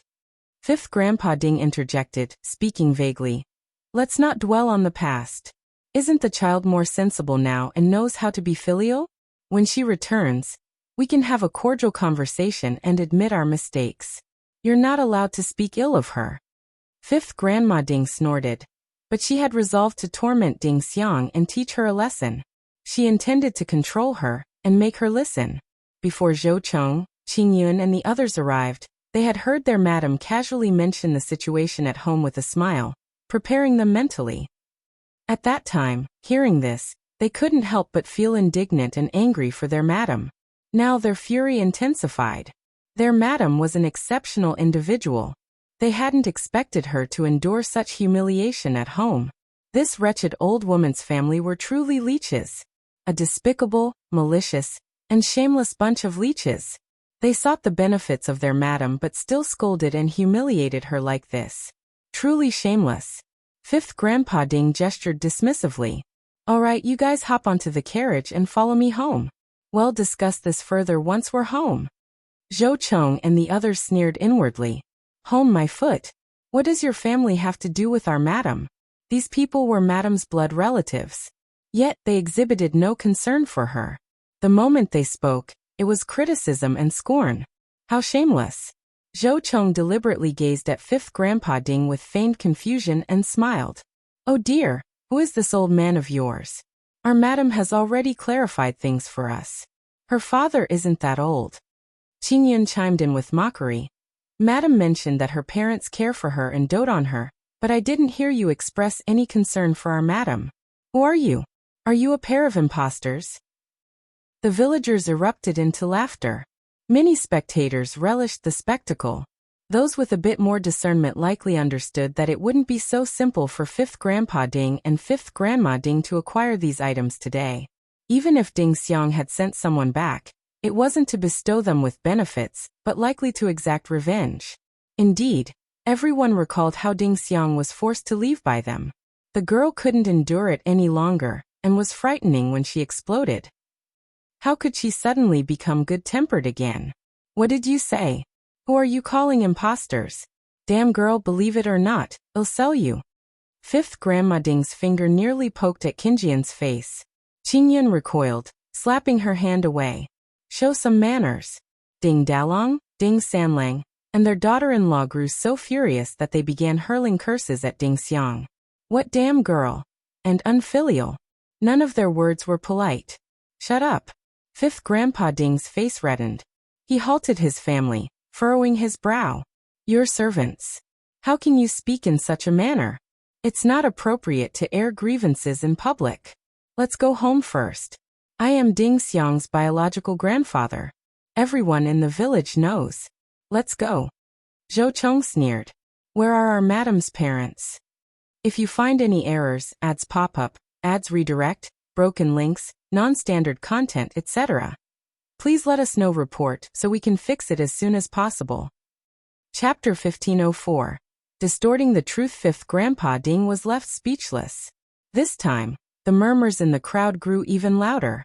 Essentially, everyone grasped that Ding Xiang had genuinely encountered some stroke of luck outside. She had sent someone back to seek retribution. The family of 5th Grandpa Ding would likely have a challenging time today, facing significant embarrassment. 5th Grandpa Ding hadn't yet formulated a response when someone in the crowd spoke up on his behalf. A voice proclaimed loudly, Ding Erju and Ms. Zhou? They left with nothing. Shut up. Shut up. Are you the only one who knows how to speak, huh?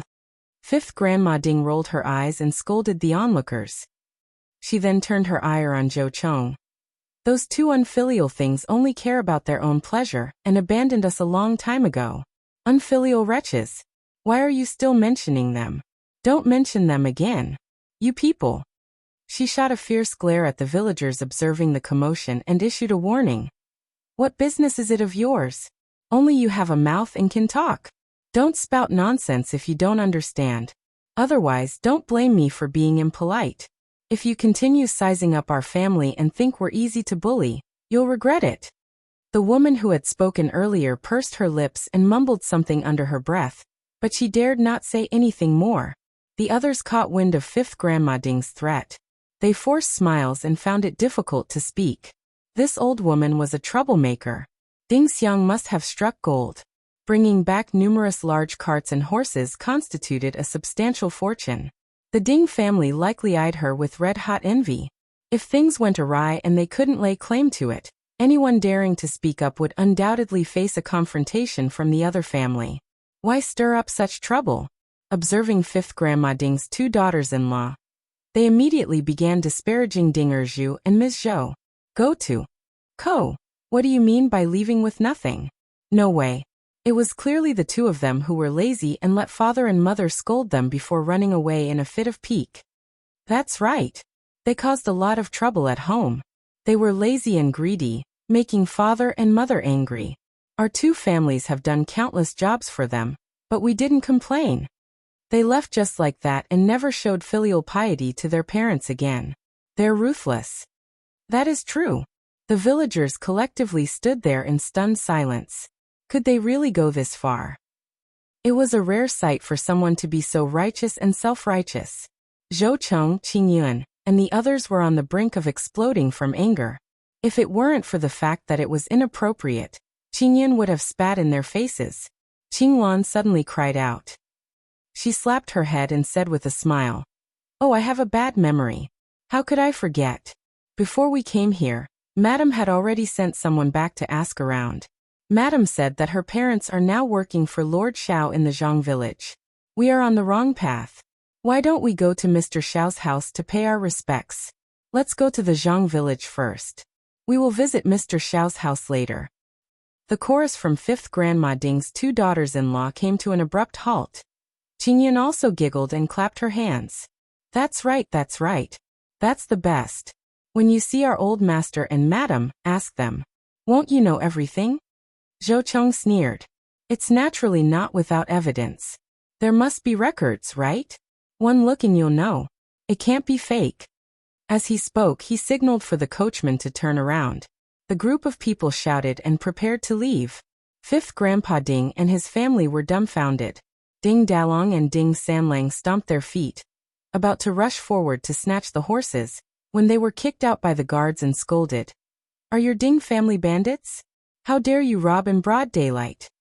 If you find any errors, ads pop up, ads redirect, broken links, non-standard content, etc., please let us know. Report so we can fix it as soon as possible. Chapter 1505. General's wife. What robbery? Who is robbing? Seeing this, 5th Grandma Ding decided to throw a tantrum. She ran to the front of a carriage and sat on the ground. She slapped the ground and scolded. The heavens have struck me, and I've lost my conscience. No matter what, I'm still a bloodline elder. That couple has brought a large family to eat and drink for so many years. What's wrong with me wanting this wretched girl's food now? If you want to leave, leave. Leave these carriages for me. Otherwise, if you have the ability, run over me. I want to see if you dare. The 2 daughters-in-law looked at each other, rolled their eyes, and ran to mother-in-law, pretending that they were trying to persuade her. But in fact, all 3 of them stopped the wagon. They were criticizing Ding Erju and Ms. Zhou's family, calling them heartless and unfilial. Even Ding Xiang was scolded, saying that she, a girl, had run away from home without a word and even married someone without any matchmaking. She was really too shameless. She might be someone else's concubine, and the Ding family will be humiliated. It was no wonder she didn't come back. It's 80% likely. She's too ashamed. That is true. Zhou Cheng, Qingyun, and the others were furious. They really couldn't listen to this anymore. Qingyun went over and kicked the 3rd section of the family's daughter-in-law's chest, causing her to fall to the ground. She placed her hands on her hips and scolded. If you 2 gossipers dare to scold me again, try it. Believe it or not, I'll arrest you and put you in jail. Qing Lan sneered. Although our madam had a hard time when she was young and no one doted on her, happiness comes after suffering. She was lucky enough to save our general by chance, so our general married her. Now, she's the wife of a 3rd-grade general. Heh, you dare to humiliate the wife of a 3rd-grade general. I think you're tired of living. Qingyun said hatefully. What does such a person need this mouth for? I think it's better to cut off this tongue. Everyone was in an uproar. Source. Com updated on. Co what? General's wife. What? Is that real? This is too. Everyone was dumbfounded. Initially, when they heard that Ding Xiang was wealthy, everyone was stunned. As Ding Xiang and her aunt spoke, though their words were unpleasant, everyone secretly nodded in agreement. Furthermore, they felt enlightened. That was right. Ding Xiang used to be quiet, thin and small. She was not outstanding. When she couldn't take it anymore and exploded, everyone was shocked and looked at this girl seriously. They thought to themselves that she finally had some temper. It was rare. Later on, they thought that she was dead and even sighed sympathetically. Unexpectedly, she had struck it rich. However, she was deemed useless. Apart from being fortunate enough to be someone's concubine and meet a good old master and a good mistress, what else could she do? But the general's wife. Wasn't this too ridiculous? No matter what, they could not connect Ding Xiang with the general's wife. Zhou Cheng sneered. How can we joke about such a thing? Are you tired of living? Don't believe me? Heh, let's go, the 2 of you. He pointed at 5th Grandma Ding and her daughter-in-law. Get up now and follow me to the county office. I'll say the same in front of the county magistrate. He took out something that looked like a token and shook it. He sneered. I don't think you have much knowledge and don't know what it is, but the county magistrate must know it. Get up and leave. Everyone subconsciously breathed lightly. and their expressions could not help but show some respect. The way they looked at Zhou Chong and the others also changed.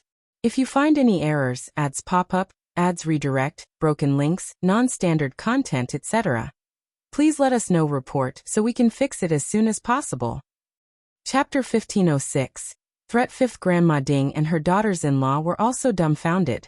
They were also a little uneasy. Of course, it was impossible for the two of them to get up and rush to the county governmental office with Zhou Chong. The third section of the family's daughter-in-law stammered. We were just guessing and said that.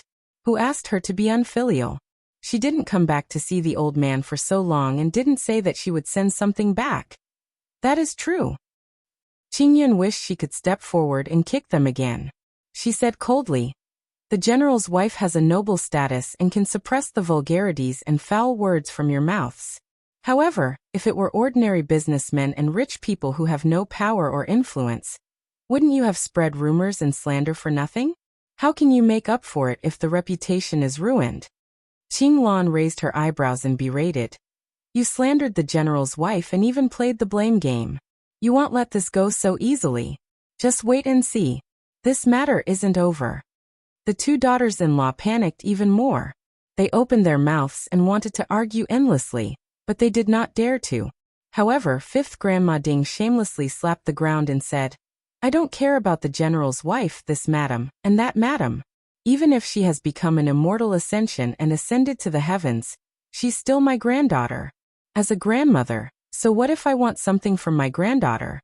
She's the general's wife, so she can't be unfilial. Otherwise, I'll sue the officials and see if she has any face."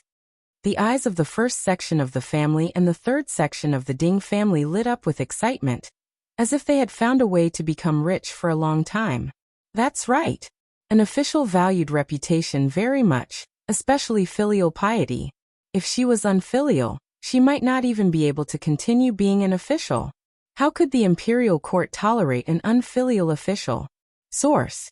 Com. Updated on. Cowhee. Was that wretched girl so lucky? There was no way she could shake off the entire family and enjoy life alone. Go ahead and sue them. Zhou Chong and the others scoffed in anger. Our madam's family has long left with nothing. I want to see how you sue them. If you can't sue them, it will be extortion. Go to jail. Qing Lan said indignantly. Why waste time talking with them? Let's go. Qing Lan and Qing Yun went to the first section of the family to pay their respects. Zhou Chong, on the other hand, was too disinterested to say anything more.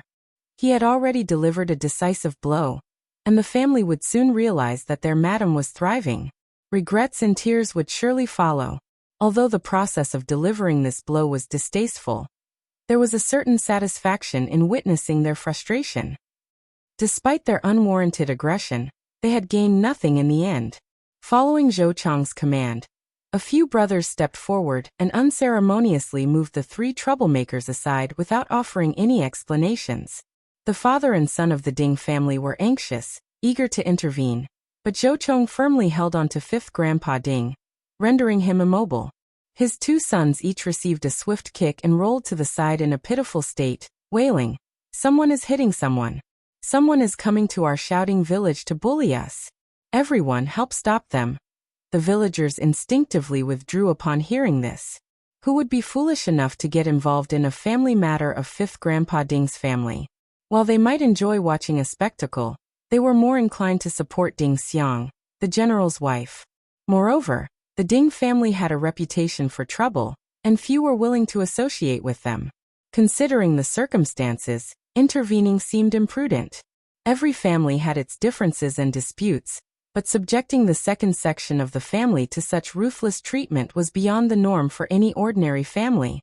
If you find any errors, ads pop up, ads redirect, broken links, non-standard content, etc., please let us know. Report so we can fix it as soon as possible.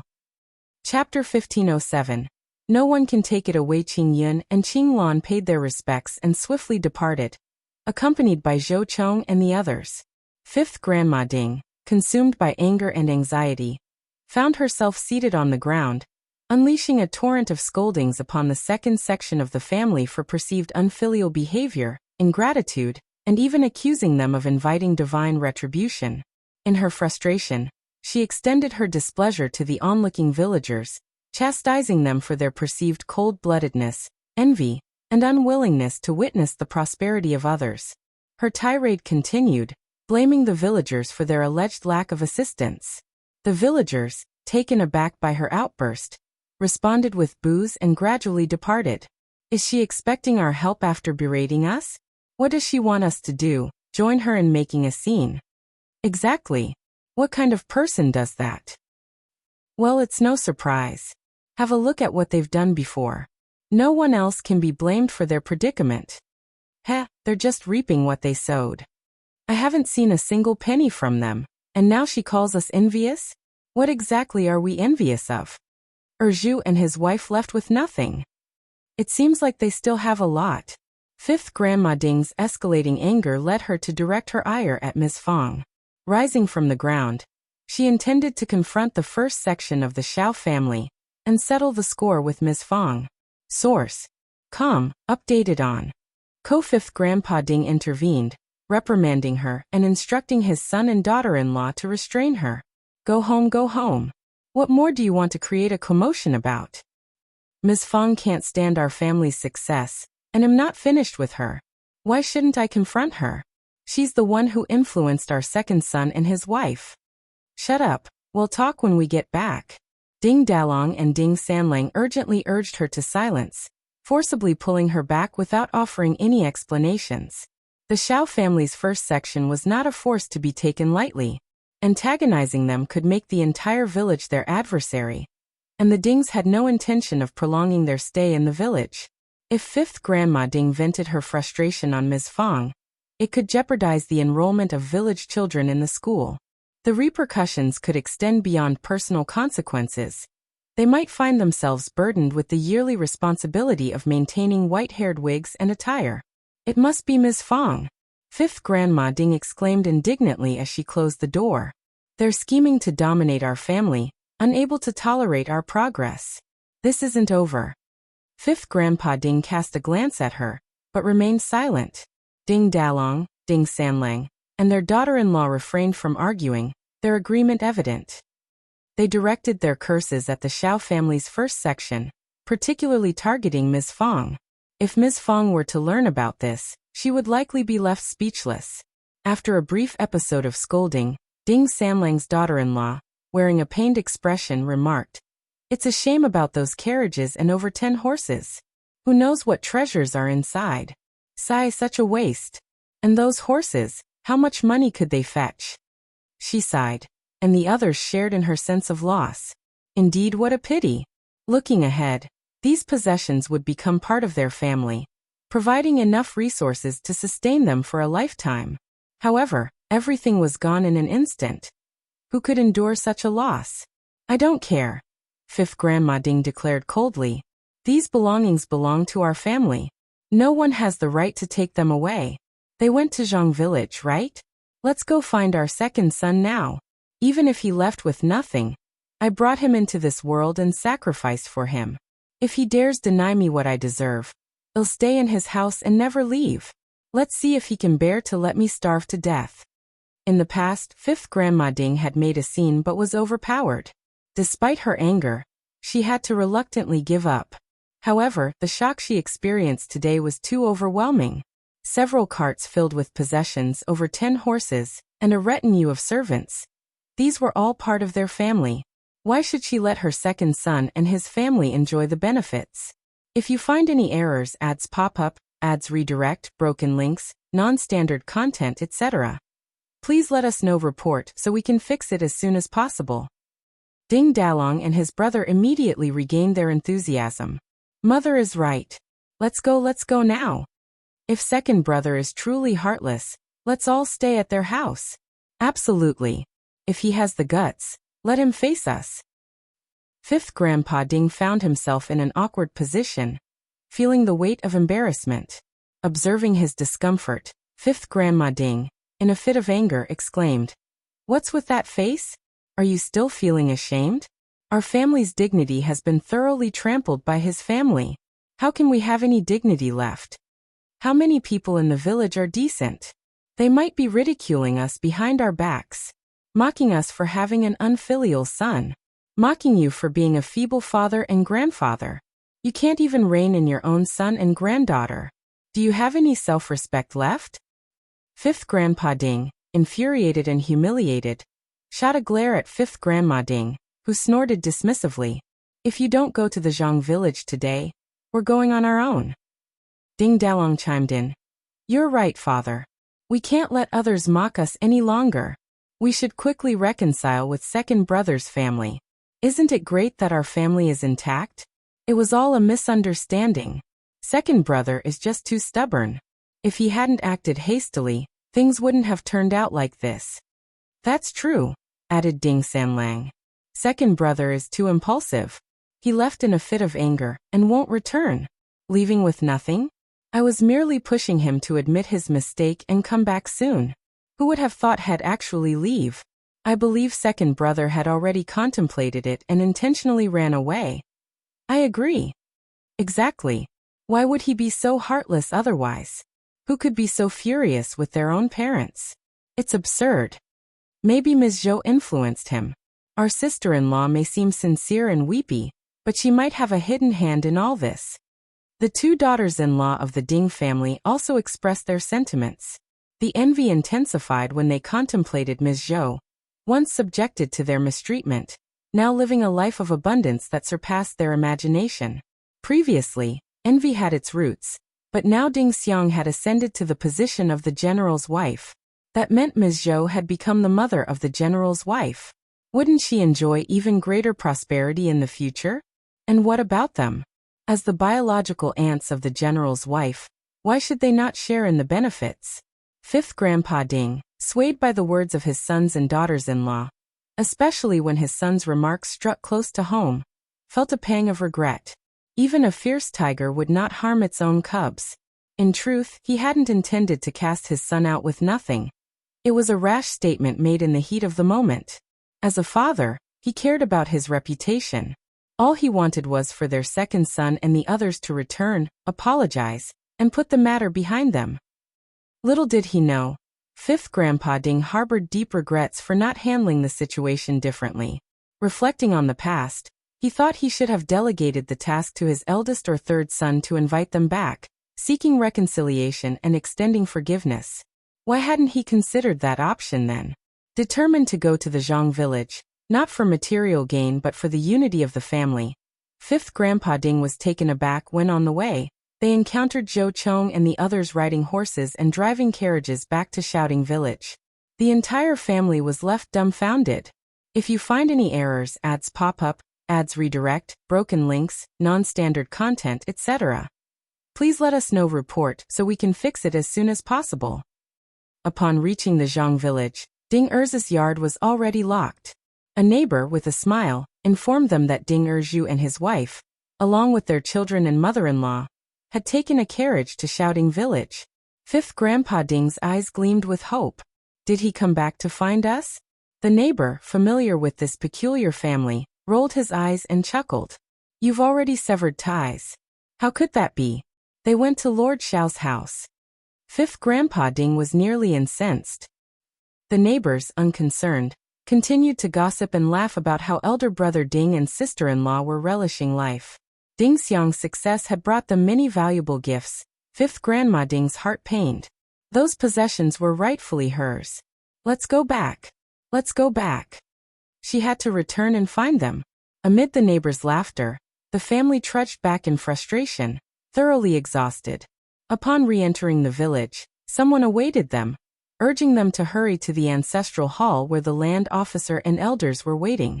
Fifth Grandpa Ding secretly rejoiced, thinking it was an opportune moment to clarify the matter. It might save him some trouble if he could bring his second son back to the family. Unexpectedly, the land officer and the patriarch issued a stern warning. Ding Xiang is now the wife of a general, a third-rank general's wife. This is her blessing and the village's pride. If you dare cause trouble and incur the general's displeasure, staying in the village won't be an option. Expressions of Fifth Grandpa Ding and his family instantly shifted.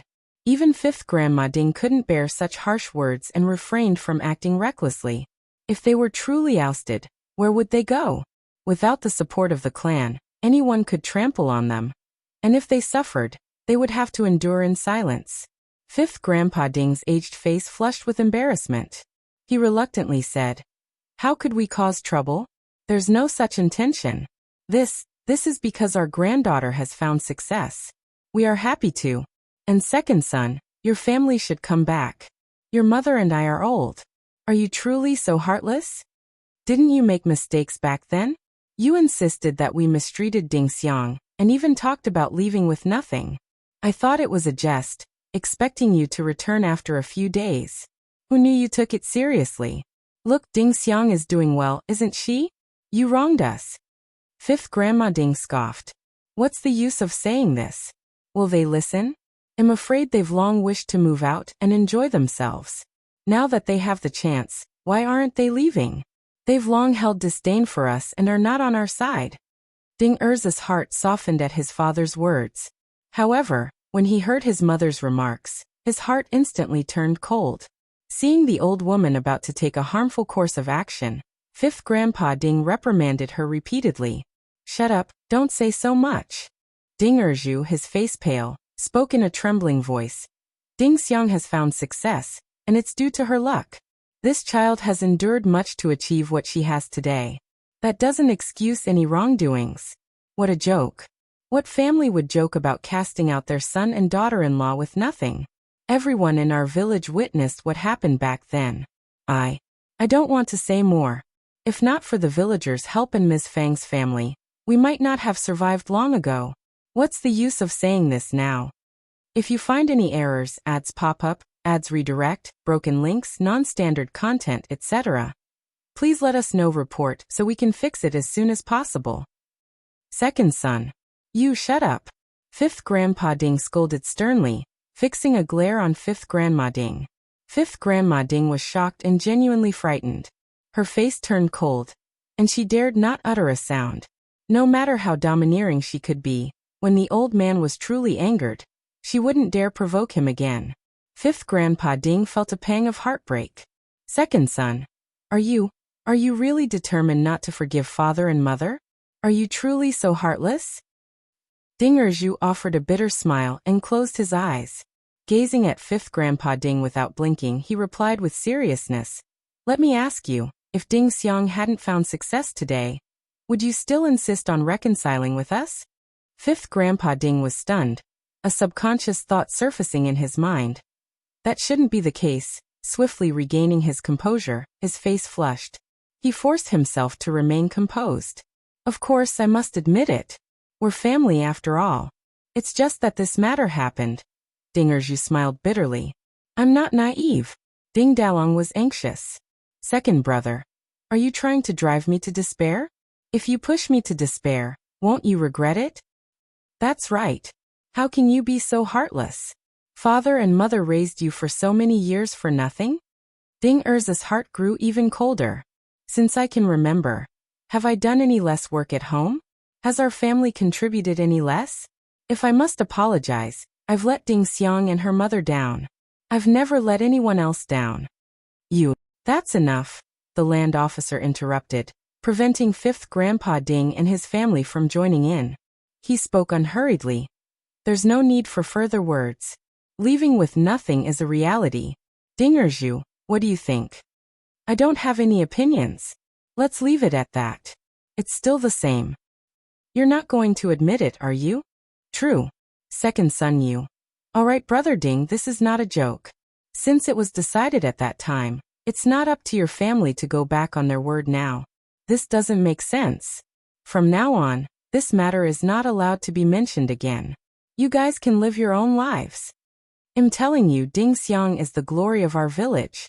If anyone dares to defame her or her parents, don't blame me for being rude." Fifth Grandpa Ding stared blankly at Ding Erzu. Ding Erzu lowered his head, feeling a deep sense of sorrow. What kinship? He shouldn't be pondering it at all. Looking at his father's gaze, the Ding family was anxious, but they dared not speak rashly. All eyes turned nervously and expectantly toward Fifth Grandma Ding. True to expectations, Fifth Grandma Ding did not disappoint.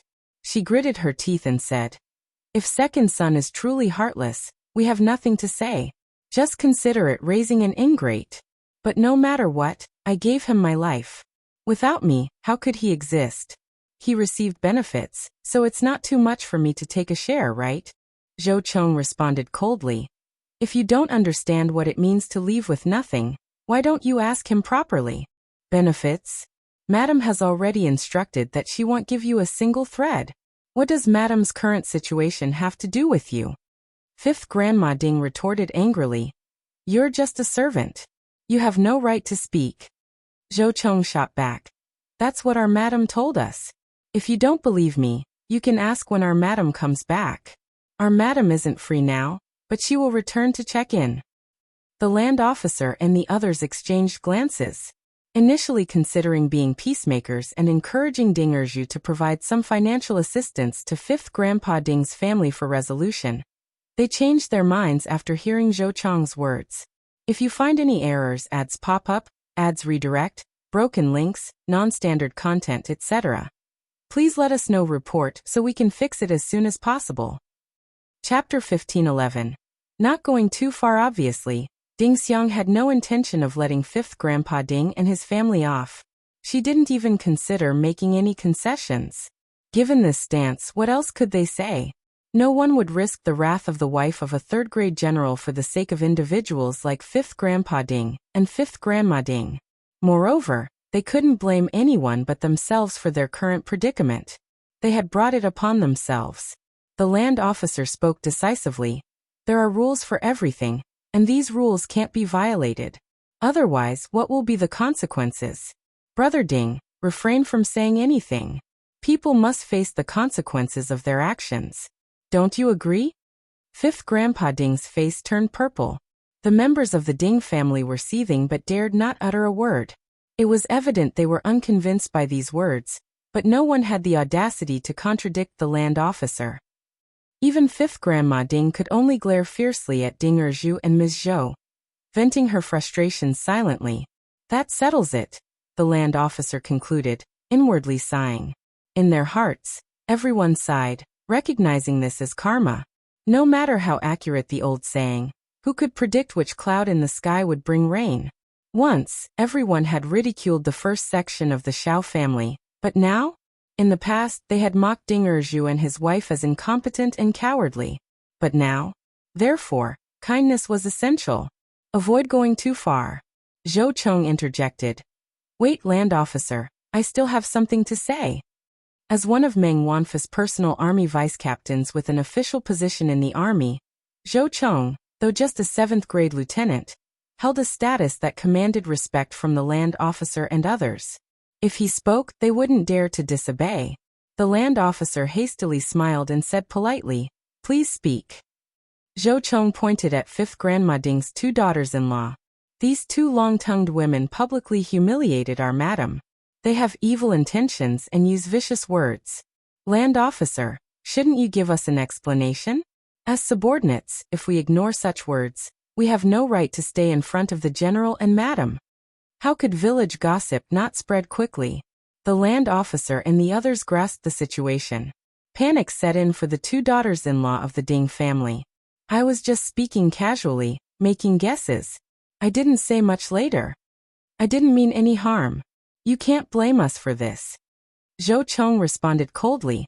Just speaking casually? Making guesses? Not meaning any harm? Is that how you justify your innocence? Can I also claim you're cheating on us? What nonsense are you spouting? You're pushing us to our deaths. Do you even understand that words can lead to someone's demise? The land officer frowned. You gossiping women should have learned a lesson long ago. You can think what you want, but you can't spread baseless rumors. Can't you comprehend such a simple logic? Everyone, give yourselves 10 slaps and apologize. What? Qing Yun and Qing Lan stepped forward. Since you're defaming our madam, we'll be the ones to deliver the slaps. They raised their hands and struck the 2 women. The resounding thwacks made everyone's hearts shudder and their scalps tingle. The 2 daughters-in-law of the Ding family were left reeling. They screamed in pain, instinctively attempting to evade the blows. Qing Yun scolded. Try hiding. This is what you deserve.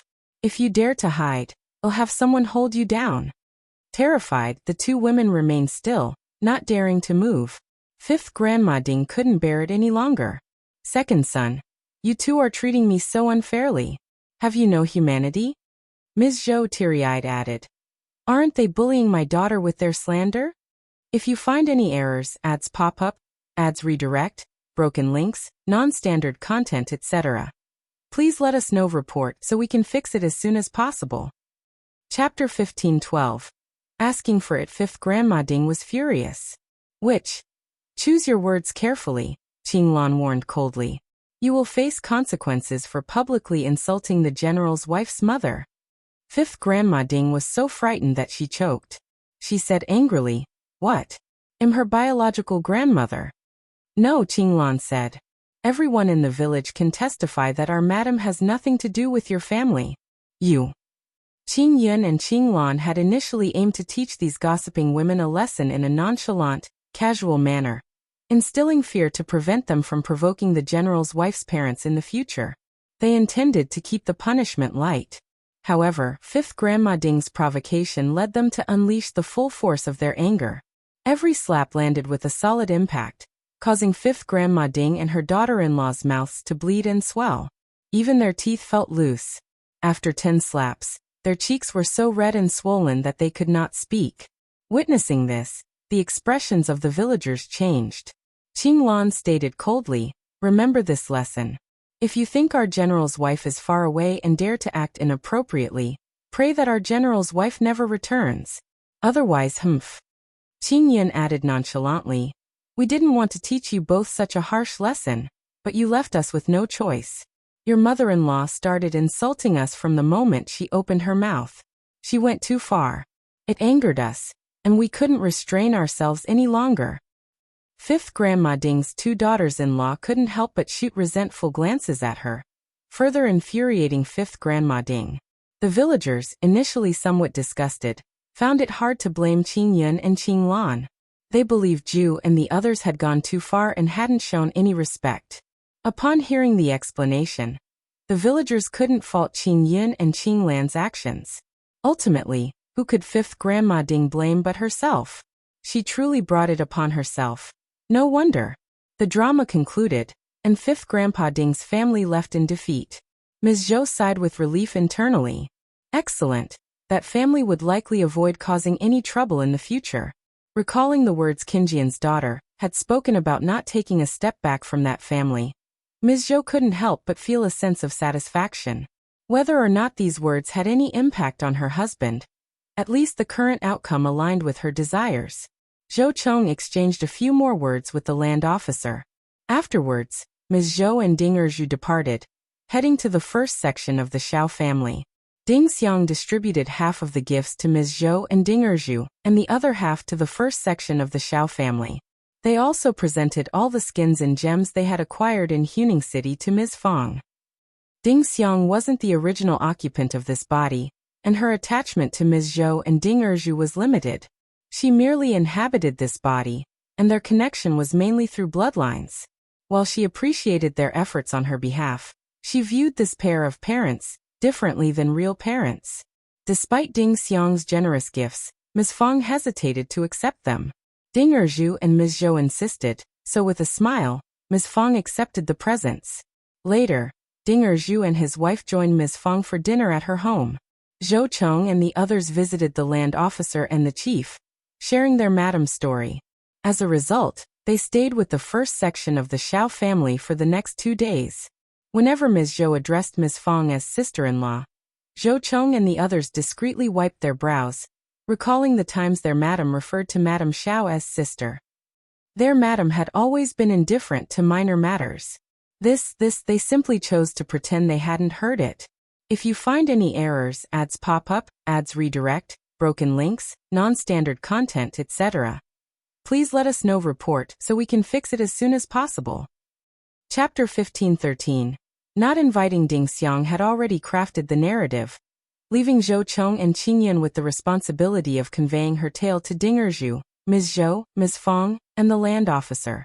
In her account, Ding Xiang, fueled by anger and despair, escaped the ancestral hall. In the county city, She stealthily followed a caravan heading towards the province city.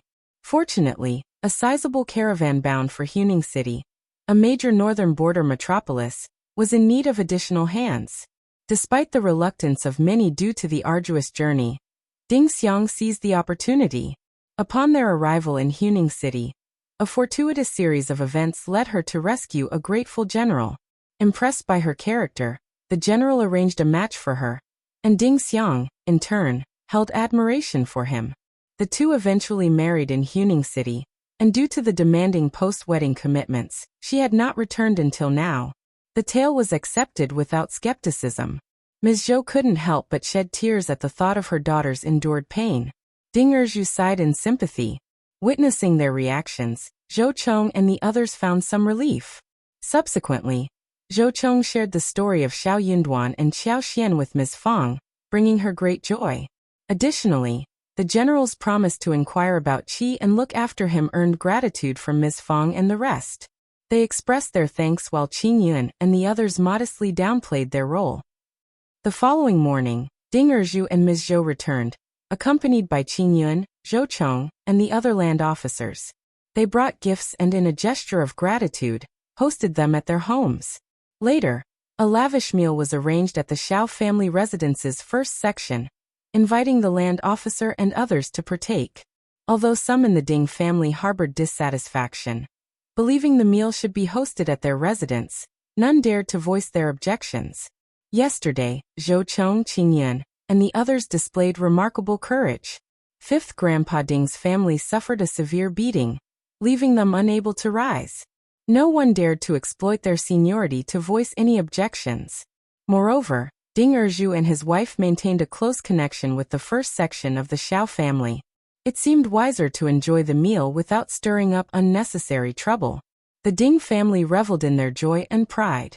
With Lord Xiao in the Xiao family and a general's wife in the Ding family, they felt well equipped to handle whatever the Xiao family might assert. Throughout the meal, there was a conspicuous omission in mentioning Fifth Grandpa Ding and Fifth Grandma Ding. It wasn't that they were reluctant to share the feast, but their presence made everyone uncomfortable. Considering Fifth Grandma Ding's penchant for causing trouble, it seemed more prudent not to invite them at all. However, Ms. Fang, in an attempt to prevent any appearance of callousness, instructed Yang Xiaoni to bring a substantial bowl of chicken, steamed meat, and mutton. This gesture aimed to show some consideration toward Ding Erju and Ms. Zhou, preventing villagers from perceiving them as unfeeling. Despite the severed familial ties, the fact remained that they were still biological parents.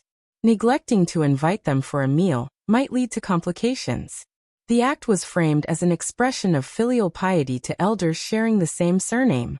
In response to this offering, Yang Xiaoni, being straightforward, heard Fifth Grandma Ding's disdainful remarks and couldn't help but respond. "Come on, don't say that. It's not about not wanting to treat you. If you come, trouble is inevitable. Are we still able to enjoy our meal?" Fifth Grandma Ding scowled at Yang Xiaoni, considering her words frivolous. The third daughter-in-law of the Ding family couldn't help but voice her frustration. "Why not be more magnanimous? This pettiness doesn't suit you. If you find any errors, ads pop up, ads redirect, broken links, non-standard content, etc., please let us know. Report so we can fix it as soon as possible." Chapter 15:14. Ms. Zhou is not scary, but Ding Xiangyang Xiaoni shot a defiant glare. "This is meant for Fifth Grandpa Ding and Fifth Grandma Ding, and it's a substantial offering. How can you call it petty? It's none of your business." Still staring at me? Uncle Erju, Aunt Zhou, and others endured mistreatment from you in the past, right? Despite their generous nature, you're fortunate they didn't retaliate. Do you really expect them to miss you and send you food? What's going through your mind? Her words struck a nerve, causing the third daughter-in-law of the Ding family to pale, fear evident in her eyes. Recalling the slap she received the previous day, a burning sensation and ache returned to her face. Yes, she had forgotten. In the past, when Ding Erju and Madame Zhou were part of the family, they endured frequent mistreatment. The brunt of the dirty work fell on their shoulders, subjected to ridicule and deliberate difficulties. While Ding Erju and Ms. Zhou handled it well, Ding Xiang and the troublesome girl displayed a fierce temper, showing no regard for her or her sister-in-law. They even resorted to slapping them. The panic spread not only to the third daughter-in-law, but also to the other brothers and sisters-in-law. Upon returning from the land officer's place the previous day, the family had engaged in a lengthy session of scolding. They intended to settle the score with Ding Erju and Ms. Zhou once Zhou Chong, Qing Yun, and the others departed. The two daughters-in-law who had been slapped nursed intense hatred, vowing to return the favor to Ms. Zhou during the commotion or risk harboring unresolved resentment. However, fear now held them back. Ding Erju and Madame Zhou weren't particularly intimidating, but Ding Xiang was a different story. What if Ding Xiang returned to settle old scores? While Ding Xiang might spare the two elderly individuals, others could find themselves in an unfortunate predicament. Following that, the entire family adopted a more restrained demeanor and refrained from venturing into Zhang village. Even when fifth grandma Ding expressed a desire to go, her sons and daughters-in-law went to great lengths to dissuade her, leaving the villagers puzzled. Little did they realize that this change was a direct result of Yang Xiani's unintentional remarks. Zhou Chong and the others spent 2 days in Shouting Village before bidding their farewells. Given the considerable distance to cover, a swift return would place them in late October or early November. Delaying any further would expose them to colder weather as they headed north, making the journey more challenging. Ms. Fong, anticipating their needs for the journey home, prepared ample food for them. Each member of the group received a generous red packet, and the entire family saw them off with courtesy. Anxiously awaiting news from Qi, Ms. Fong couldn't help but hope for a swift update. Reluctant to part ways, Ms. Zhou and Ding Erju enlisted the help of a schoolteacher to write a letter to Ding Xiang, expressing their longing for her return. Despite the uncertainty, the couple found solace in the knowledge that their daughter was alive and thriving, a source of profound joy that left no room for regrets. Once Zhou Chong departed, Ms. Fong approached Ding Erju and Ms. Zhou. Acknowledging their status as the general's in-laws, she considered it inappropriate for them to serve as stewards for the family.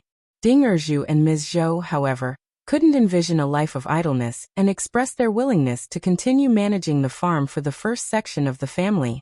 Assuring Ms. Fong that they were not weary, they opted for a more leisurely lifestyle while awaiting Ding Xiang's return. Ms. Fong, after contemplating the situation, agreed to their arrangement. Surprisingly, the incident led to improved relations among the various families in the village. Biased opinions began to shift, recognizing that success might come to any of the previously marginalized children or grandchildren.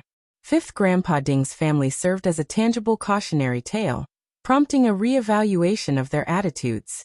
If you find any errors, ads pop up, ads redirect, broken links, non-standard content, etc., please let us know. Report so we can fix it as soon as possible. Chapter 15:15.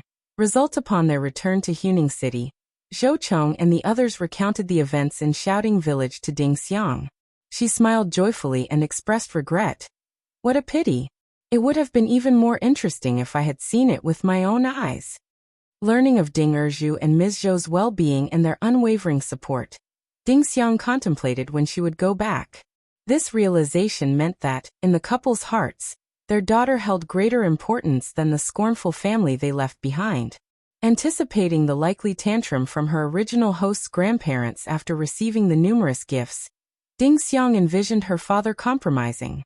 Once he acquiesced, these gifts would symbolize the final fulfillment of her filial piety. Henceforth, she planned to sever all ties and never look back, harboring no interest in encountering them again. The prospect of her original host's parents facing hardship due to the old woman's oppression no longer concerned her. Ding Xiang found solace in the fact that her father could withstand the turmoil and pressure from the elderly couple. As for Qiao Xian, Xiao Yunduan, and the others, they departed Huning City and lodged in an inn within a small town for the night. Xiao Yunduan, in consultation with Sun Bai and Sun Qian, urged them to remain vigilant on their journey to the capital. Acknowledging that the potential danger persisted until they returned to the capital, Xiao Yunduan emphasized the need to swiftly conceal all traces. By the time the capital reacted and dispatched investigators, any evidence would be elusive. While others might find safety in such actions, for Xiao Yunduan, Qiao Xian, and even Xiao Wei, this marked the beginning of a new chapter. Sun Bai, Sun Qian, and the dozens of elite guards from the East Palace remained vigilant, shielding Xiao Yunduan and Xiao Xian. In the blink of an eye, more than 10 days had passed, and everything proceeded smoothly. With another 10 days until the potential return to the capital in late September, anticipation filled the air, sparking excitement among the group. Even Xiao Xian and Xiao Yunduan found a sense of relief. One evening they arrived at Yenzhou. The local magistrate, informed in advance, organized a banquet to welcome them. Simultaneously, the magistrate's wife arranged a gathering in the backyard, inviting local ladies to accompany them, extending a special invitation to Qiao Xian and Qiao Wei. The women concluded their festivities early, fatigued from the journey. They returned home to freshen up, and Qiao Xian, mindful of her husband's exertion, sent Li Xia and others to rest while she sought reprieve herself. Reflecting on her concerns about the strain her husband endured on the way back to the capital, Qiao Xian pondered the toll such events took. While a small town might offer respite, a state or county residence often led to grand banquets. It would be manageable if they were aware of their imminent travels the next day, but sometimes they encountered hosts eager to prolong the evening, organizing elaborate performances and encouraging prolonged revelry. Such well-intentioned yet tiring gatherings often involved drinks, dance, and fervent wishes to keep the festivities alive until dawn. As Qiao Xian contemplated these thoughts, a sense of foreboding crept over her. Before she could discern the cause, a sudden, intense pain and dizziness overwhelmed her. Her vision darkened, and she slumped to the ground, losing consciousness. Upon regaining awareness, Qiao Xian found herself bound and gagged, a cloth stifling her cries. If you find any errors, ads pop up, ads redirect, broken links, non-standard content, etc., please let us know. Report so we can fix it as soon as possible. Chapter 15-16. Unexpectedly, it had been the rival activating her superpower. Qiao Xian realized she was seated in a simple intermediate sedan chair, swiftly carried by two sedan chairmen through the forest. Four individuals led the way and covered the rear, leaving her uncertain about their destination and temporarily unable to escape. While she could control plants to attack, breaking free from the restraints on her body proved challenging.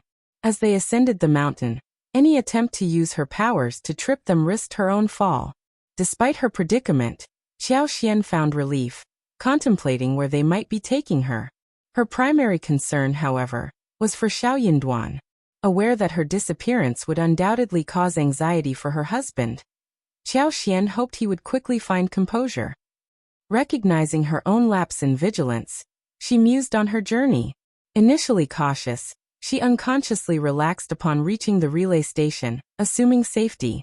The past 10 days had been uneventful, leading to a gradual relaxation of her guard.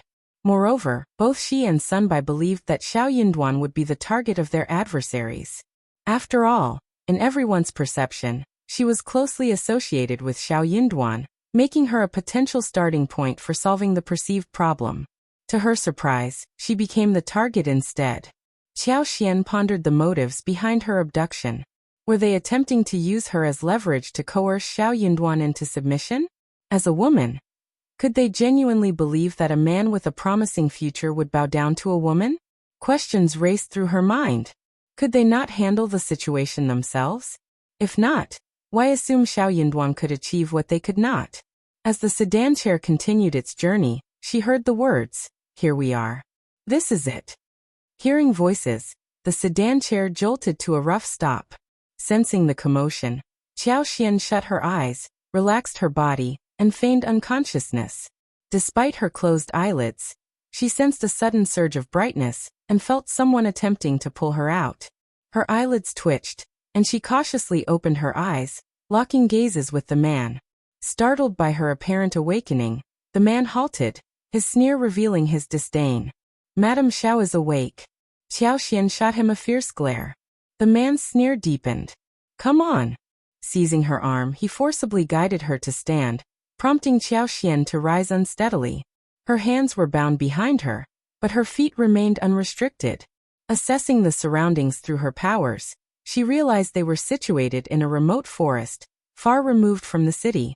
They stood halfway up a concealed mountain, with a broad cave more than 10 meters behind them. Was their intent to confine her within this cave? Before she could process further, a push urged her towards the cave entrance. Move. Complying, Xiao Xian lowered her gaze and stepped obediently into the cavern.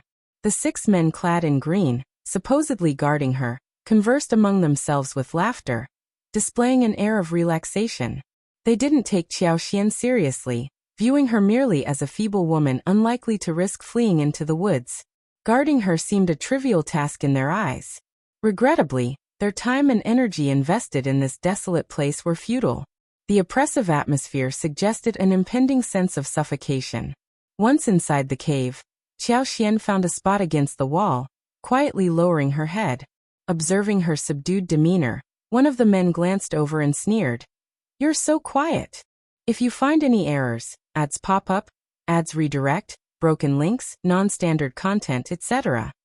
please let us know. Report so we can fix it as soon as possible." Chapter 15-17. Kidnapped. Another person chimed in. As expected of the wife of the Primus. She's also much bolder than others. She's very tactful. Hearing this, the others cast glances at Xiao Xian, exchanging surprised looks.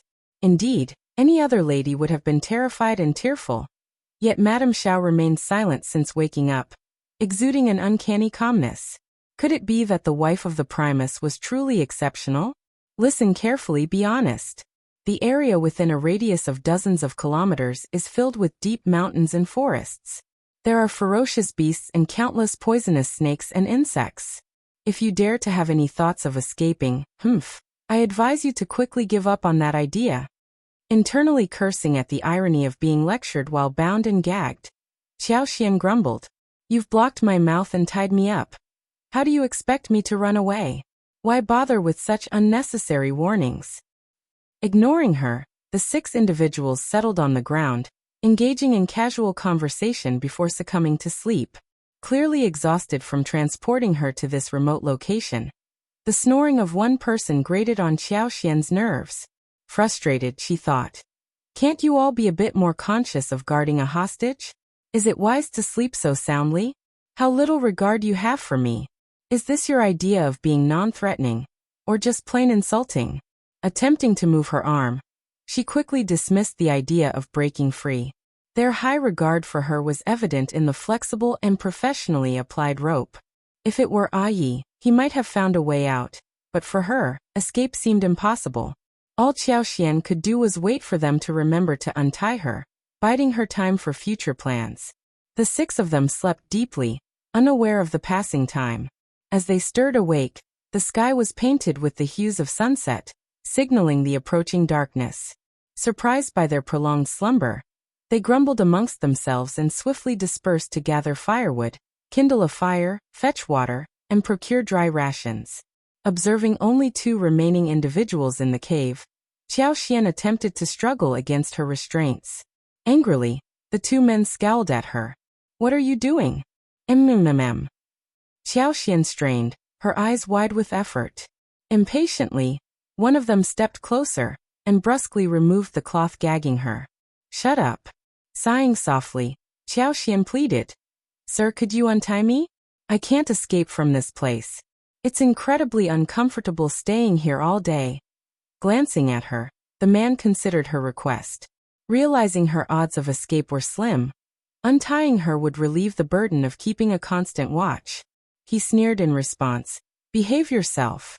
With her hands freed, Xiao Xian massaged her bruised and bloodied wrists, inwardly sneering at their complacency. Once liberated, they could abandon hope of apprehending her.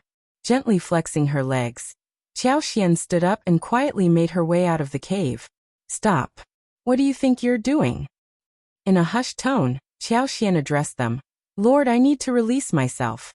The 2 men overheard her and erupted into crude laughter. One of them teasingly remarked, "Oh, I see. But it's not safe outside. Shall I accompany you, Madame Xiao? Ha ha ha ha.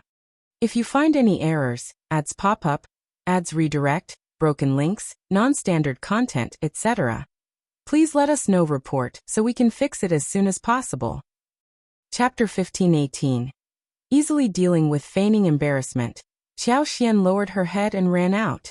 The 2 men laughed boisterously behind her, with one of them still making wretched comments. "Sigh, what a shame. What a pity." Another playfully scolded him. "Rein in your thoughts. She's the wife of the Primus and the Minister of Revenue." The person sneered. "Do I need you to tell me? Don't I know?" While they had captured the wife of an imperial court official, the wife of the Primus, they wouldn't dare harm her. Word could easily spread, and the consequences would be dire. His Highness, the Crown Prince, was already in a fierce political struggle with Lord Xiao. If Lord Xiao and his wife were killed, the blame would fall on Lord Xiao, but harming Madame Xiao would be a different matter. His Highness would be deemed shameless, leading officials to question their allegiance. Xiao Xian utilized her superpower to locate the two men collecting firewood nearby. Using a rock, she swiftly incapacitated them. Before they could raise an alarm, she silenced them with a stuffing of grass and gravel in their mouths, securely tying them up and concealing them in thick bushes. Indifferent to their fate, Xiao Xian left it to their luck. These assailants dared to ambush and capture her, and she saw no reason to be polite. Opting for leniency, she refrained from using her powers to strangle them directly with vines. Continuing her search with her superpower, Xiao Xian intercepted the two men collecting water on their way back to the cave. Knocking them out, she tied them up and discreetly concealed them in the lush grass. Easily maneuvering in her forest surroundings, Xiao Xian ensured they would wake up unaware of the events that transpired, only realizing they were ambushed and unconscious. Surveying the area, she located a spot to rest. The cave lacked cover, and she needed to wait until the two men entered the forest. While she had the option to take action openly, doing so in an exposed space would draw unnecessary attention. She refrained from revealing her superpower to anyone, not intending to let others know. As the sun gradually set in the west, the afterglow faded, and dusk descended. The mountain rocks cast long shadows, dimming the surroundings. In the cave, the two men finally sensed something amiss. The person who went outside seemed to be taking an unusually long time. Concerned, one of them speculated, "Did that woman manage to escape?" The other, feeling uneasy, frowned. "This, out in the middle of nowhere. How could she dare?" While they weren't overly anxious about their comrades, assuming they might have encountered wild animals, Madame Xiao's prolonged absence unsettled them. Both men regretted their confidence, realizing that if they had foreseen this, they wouldn't have been so certain she wouldn't dare to run. Someone should have shadowed her from a distance. She might not have escaped. Perhaps she got lost? Yes, that seems the most likely explanation. If you find any errors, ads pop up, ads redirect, broken links, non-standard content, etc., please let us know. Report so we can fix it as soon as possible. Chapter 1519. Overnight, let's go and look. Absolutely. The two hastily grabbed their weapons and left the cave, knowing that His Highness intended to use Xiao Xian to deal with Lord Xiao. They couldn't afford anything happening to Madame Xiao now. Losing her due to their negligence would certainly lead to consequences from His Highness. Their certainty that Xiao Xian wouldn't dare to venture far left them dumbfounded, clueless about her whereabouts. They chose a direction with less difficulty and fewer trees, searching together. Regardless of their chosen path, Xiao Xian managed to elude them once again. Returning to the cave with a triumphant clap, Xiao Xian found solace in its secrecy. Equipped with bamboo mats, blankets and pillows, she fashioned a comfortable space. While her space held the aroma of rice, noodles and eggs, she opted for pastries and fresh fruits, avoiding further movement. The night had fallen completely, leaving any discussions for tomorrow. Considering what reasonable excuse to provide when she met him later occupied her thoughts. Tomorrow, she planned to use methods to interrogate the captives, even though she was certain it was the fourth prince's doing. Clearing any doubts seemed prudent. That night, Xiao Xian found it difficult to sleep. Firstly, worry for Xiao Yunduan consumed her, leaving her uncertain of his fate after her disappearance. Secondly, her ability to sense everything within her range made her unafraid of beasts or snakes, but only when she was awake. Falling asleep carried the risk of being attacked by a ferocious beast. Despite makeshift beds in the forest, it couldn't provide true comfort. As the long night passed and daylight returned, Xiao Xian felt relief and finally fell into a deep sleep. Upon awakening, more than an hour and a half had passed, with the sun high in the sky. The mountain breeze carried a humid mist, and the birds filled the air with their chirping, creating a refreshing atmosphere. Xiao Xian stretched, packed up her belongings, grabbed some food from her space for breakfast, and set out to find the individuals who had tied her up the previous night. Xiao Xian had scattered them in different locations, sensing their continued survival. None of them had encountered any dangerous beasts, and they were all alive. Struggling fervently, they attempted to expel the gravel, mud, grass, and leaves from their mouths, but all their efforts ended in failure. They had undoubtedly experienced an eventful night, evident from the insect bites on their faces, necks, and hands, marked by red and purple welts. Feeling a sense of satisfaction, Xiao Xian contemplated their plight. Having endured a challenging day yesterday, she felt it was time for them to taste a bit of suffering. Approaching one of them, she witnessed the fierce struggle of a man who, upon hearing the commotion, strained to lift his head. His eyes turned fierce as he intensified his struggle upon spotting Xiao Xian. Heh! Xiao Xian sneered from a distance. My helper has arrived. You deserve your misfortune. If you find any errors, ads pop up, ads redirect, broken links, non-standard content, etc., please let us know. Report so we can fix it as soon as possible. Chapter 1520. Interrogation. I have a few questions for you. Answer honestly, and you might just make it out of this alive. If you're not up for it, then we can end this right here. I can find someone else willing to cooperate. Let's test your endurance, shall we? Or do you fancy your chances at escape? The man's face contorted, attempting a mocking expression as he continued to glare at Xiao Xian. Remaining composed, Xiao Xian advised, think carefully. You've got one shot, and once it's gone, there's no turning back.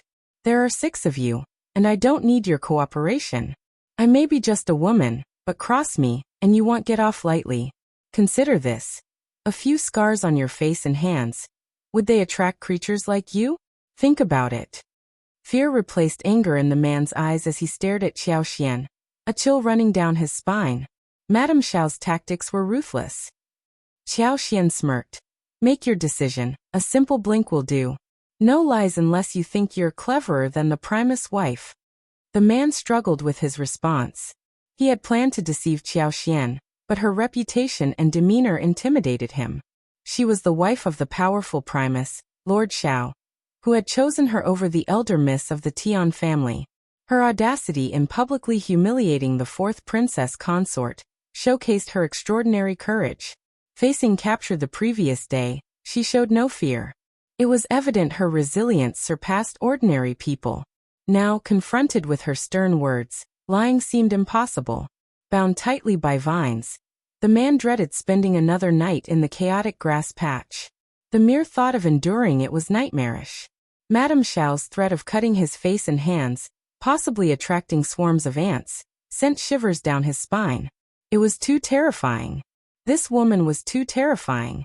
He teetered on the brink of collapse, anxiously blinking, afraid that Xiao Xian might renege on her promises. Xiao Xian chuckled, extracting weeds from his mouth. The man spat out grass and stones, shaking his head, instantly feeling more at ease. To his surprise, Xiao Xian didn't immediately release him. Instead, he looked at her expectantly, eager for her questions. Anticipating her queries, he couldn't wait for her to be satisfied, so that he could be freed. Xiao Xian regarded him with disdain. Is your master the 4th prince? Guiltily avoiding eye contact, the man nodded stiffly. With a cold tone, Xiao Xian pressed. Who is working for you in Yenzhou? Yes, Deputy Prefect. What's the purpose of confining me in this place? I don't know. His Highness only ordered us to keep you under house arrest and trap you here. He didn't provide any further instructions. I swear it's the truth. I wouldn't dare lie. Snorting, Xiao Xian didn't doubt his words. Those assigned such tasks likely lacked knowledge of the upper echelons, and merely followed orders without much insight. What plans has the 4th prince made for the Yenzhou residents? If you find any errors, ads pop up, ads redirect, broken links, non-standard content, etc., please let us know. Report so we can fix it as soon as possible. Chapter 1521. Meeting Xie Jingrong here. I don't know. Qiao Xian fixed him with a cold stare, making the man's scalp prickle. I genuinely don't know. Our orders were to bring Madam here. We're kept in the dark about everything else. Seems reasonable that someone like you toiling away at menial tasks wouldn't be privy to much information. I'll take your word for it. Consider yourselves fortunate. The heavens are merciful. Your lives won't be forfeit today. Walking up to him, Qiao Xian produced a dagger from her spatial storage and sliced through half of the rattan. Calmly she instructed, "Free yourself and put in some hard work. 2 hours should suffice." The man hadn't expected such leniency from Qiao Xian. With a glimmer of hope, he nodded vigorously. Yes, thank you, Madam Xiao." Qiao Xian sneered and moved away. The man, relieved but cautious, hurriedly started freeing himself, fearing she might change her mind and dispatch her men to finish the job. Qiao Xian unleashed her superpower, spreading it across the area. Suddenly, a sharp pain pierced her head.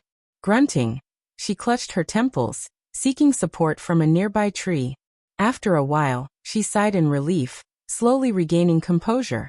She had retracted her superpower, recognizing that she had likely strained herself by using it excessively. Continued use could jeopardize her physical well-being. It became clear she needed to exercise caution and minimize superpower usage for the time being. In releasing it earlier, she hadn't reached the forest's edge, leaving her disoriented about the closest direction to Yanzhou. Qiao Xian grumbled inwardly. These people moved too swiftly, covering quite a distance on foot. However, she beamed and gazed in a specific direction. Her luck had always been on her side. Even if she hadn't found the right path, she stumbled upon someone she knew. Unexpectedly, it was Xie Jingrong. It had been 2 years since their last encounter, right? Mr. Xie, draped in white, exuded an aura of gentle elegance. A sense of familiarity washed over Qiao Xian at the sight of her old friend. Xie Jingrong, along with Xie Dong, Xie Shi, and an unfamiliar servant, stood in front of a waterfall about 15 miles away. The cascading water created a rumbling sound, and the surroundings were picturesque. Xie Jingrong stood contemplatively in front of the waterfall, seemingly there to appreciate the mountain scenery. With them in close proximity, Qiao Xian knew that the master and servant likely knew the way out. Locating them would solve her predicament. Although she couldn't use her superpowers to navigate the forest, periodic checks on Xie Jingrong's position were still within her capabilities. Guided by her superpower, Qiao Xian moved towards Xie Jingrong without hesitation, brimming with excitement. The waterfall's scenic beauty was captivating. Xie Jingrong showed no sign of immediate departure, and lunchtime was approaching. The prospect of the master and servant lingering for a meal and brief rest worked in Qiao Xian's favor. Qiao Xian's swift pace, a task that might pose difficulties for others in the dense forest, was effortlessly managed by her. If you find any errors, ads pop up, ads redirect, broken links, non-standard content, etc., please let us know. Report so we can fix it as soon as possible. Chapter 1522. The lush vegetation and entwined vines in the forest posed no obstacle for Qiao Xian. She effortlessly maneuvered through, avoiding snakes, ants, poisonous insects, and wild beasts with ease. In a mere 2 hours, Qiao Xian reached Xie Jingrong. Xie Jingrong truly came to the mountains to savor the scenery. Over the past 2 years he had traversed numerous mountains, rivers, famed historical sites, and uncharted forests. His journey held no specific purpose. He did as he pleased. Xie Dong and Xie Shi had already set up a fire, cheerfully roasting 2 pheasants they had caught. Simultaneously, they boiled soup in a medium-sized clay jar. Unaccustomed to hunting, the two hadn't captured these pheasants. Their swiftness was notable, but hunting remained beyond their skills. Another servant, Xie Miao, had taken care of that. Unlike Xie Dong and Xie Shi, Xie Miao, also a member of the Xie family's servant staff, differed in his background. He had practiced martial arts since childhood, ranking among the most skilled among the younger guards. Due to the old Madame Xie's concerns for eldest young master's safety, she assigned Xie Miao to accompany him on his travels. Xie Miao's eyebrows raised, and he spoke in a hushed tone. "Young master, it seems someone is approaching. Oh, go check." With a nod and a smile, Xie Jingrong advised, "Just don't startle them." "Understood, young master." Encounters in the wilderness were not novel for them. Woodcutters, hunters, herb gatherers, or those rushing past were common sightings. They had even come to the aid of others twice before. What they didn't expect this time was encountering a woman. Both Xie Miao and Xiao Xian were momentarily taken aback, but Xiao Xian quickly offered a friendly smile. Xie Miao froze, eyeing Xiao Xian with wariness. A rush of thoughts flooded his mind. Was she a demon, a fae, or some kind of spirit? The presence of a young single woman in such pristine condition within the wilderness was already peculiar.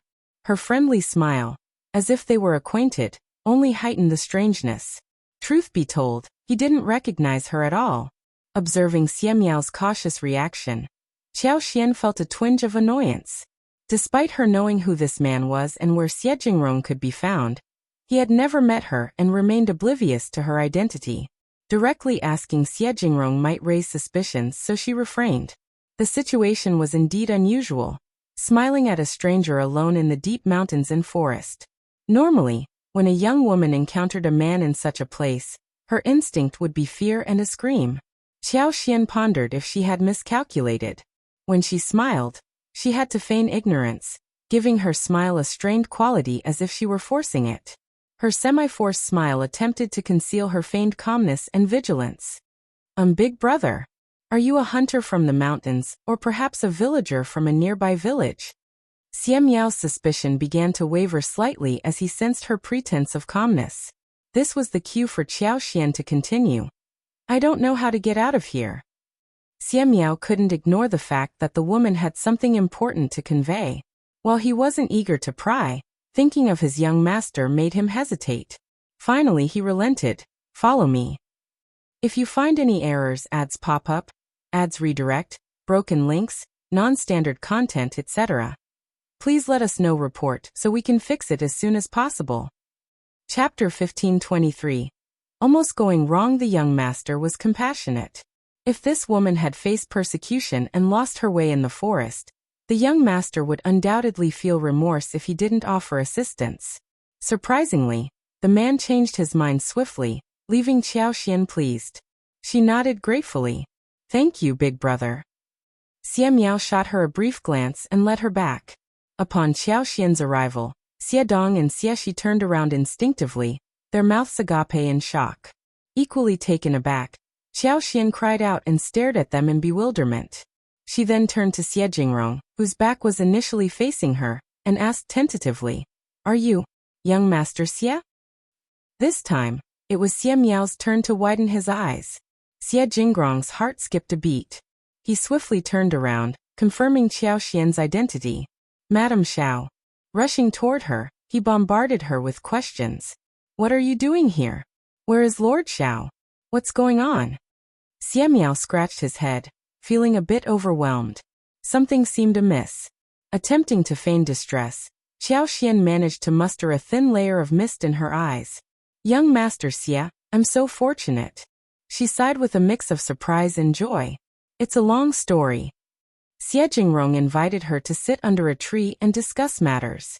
Meanwhile, he instructed Xie Dong and Xie Shi to roast meat and prepare soup. "Are you hungry, Madame Xiao? Have something to eat first." Feeling a bit hungry, Xiao Xian nodded and expressed her gratitude. She then recounted her tale. Most details were straightforward, but Xiao Xian needed a plausible explanation for how she single-handedly incapacitated the 6 assailants. Consequently, she claimed to have fortuitously acquired potent knockout medicines during her time in the capital of Qingdi. Given the tumultuous journey, she kept these medicines handy for emergencies.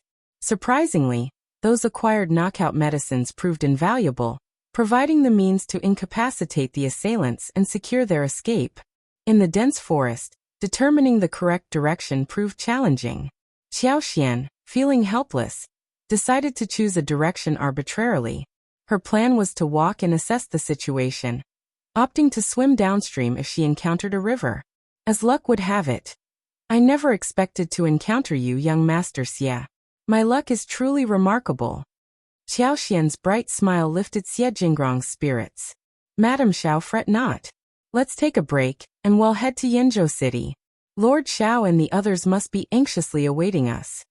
Thank you, young master. I'm truly sorry for disrupting your peace this time. No need, Madam Xiao. I didn't have any specific plans. My whereabouts aren't a concern. Seemingly casually, Xie Jingrong asked Xiao Xian about the direction she came from. Standing, he signaled for Xie Miao to join him. Go back and find them. Take care of those people. Xie Miao was momentarily stunned. The eldest son of the Xie family wasn't a mere scholar, but the heir to the family. Such a directive wasn't unusual. Yet, Xie Miao noted that it was the first time his young master had explicitly asked him to eliminate a group of individuals. He comprehended the implications behind, take care of those people. Young master, I can't leave your side. What if? There's no what if. A journey of a few miles is nothing to you. Go and return quickly. If you find any errors, ads pop up, ads redirect, broken links, non-standard content, etc., please let us know. Report so we can fix it as soon as possible. Chapter 1524. Asking for that, Xie Miao hesitated, ready to voice that it might not be necessary. After all, wasn't Madame Xiao already out of danger? Why resort to killing them all? Unbeknownst to him, Xie Jingrong's intention was to eliminate those individuals as a warning to the fourth prince, and to prevent any potential loose talk. While Xiao Xian, as a court official's wife, was unlikely to face harm from the fourth prince's orders. Assuming the fourth prince had a modicum of sense, it wasn't guaranteed that the servants wouldn't spread inappropriate rumors once they were outside. Xie Jingrong couldn't afford to let Xiao Xian's name be associated with any untoward words.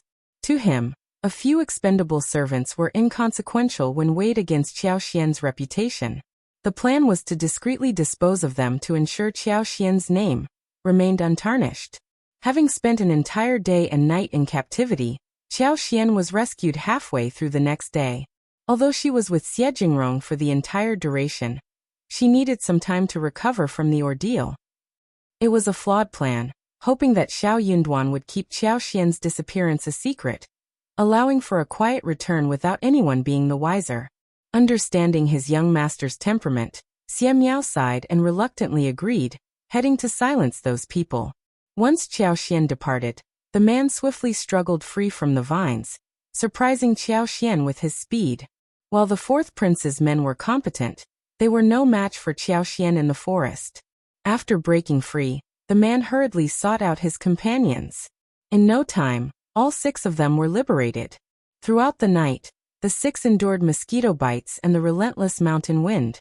Bound by the unforgiving mountain vines, their limbs and bloodlines tormented them, causing intense suffering. Gritting their teeth, their expressions contorted in ferocious curses. Enraged and battered, they harbored a burning desire to extract revenge on Xiao Xian. The ordeal had left them terrified. Simultaneously, a chill ran down their spines as they contemplated their near-death experience. Fortunately, the individuals who intervened and attacked were solely focused on rescuing Xiao Xian, and didn't go as far as killing them. The realization sank in. Xiao Xian was the sole mastermind, and no one was coming to their rescue. After some time, the 6 regained their composure. Seated together, they engaged in a heated discussion, their emotions a turbulent mix of anger and fear. Perplexed, they couldn't fathom how the rescue team had arrived so swiftly, catching them completely off guard. Their predicament was a result of their own negligence and overconfidence. Convinced that no one would locate them, they had let their guard down, becoming unsuspecting victims of Xiao Xian's plot. They acknowledged that a touch more vigilance would have averted this calamity. Initially deeming the task straightforward, they had instead bungled it entirely. Their survival now hinged on the mercy of the other party. What course of action should they take? Returning in this state, they were certain that His Highness wouldn't show them any leniency. Chase her. We must pursue her. We need to reclaim her. No time to waste. Let's go now. Agreed. Chasing Xiao Xian became imperative. Whether they could successfully retrieve her was uncertain, but at the very least, they needed to convey to His Highness that they had made every effort. Upon Xiao Xian's departure, she inadvertently left a trail of crushed grass and scattered leaves. A subtle sign that might escape ordinary notice but was sufficient for them. Little did the 6 unsuspecting individuals realize that, by giving chase, they were unwittingly tempting fate. If you find any errors, ads pop up, ads redirect, broken links, non-standard content, etc., please let us know. Report so we can fix it as soon as possible. Chapter 1525. Thoughts. Ye Miao diligently traced the signs left by Qiao Xian, and soon located the group on their way back. With skills surpassing theirs, he expertly concealed himself and caught them off guard. Swiftly deploying poisonous hidden weapons, he killed 2 instantly, and left 2 injured before they could recover from their initial shock.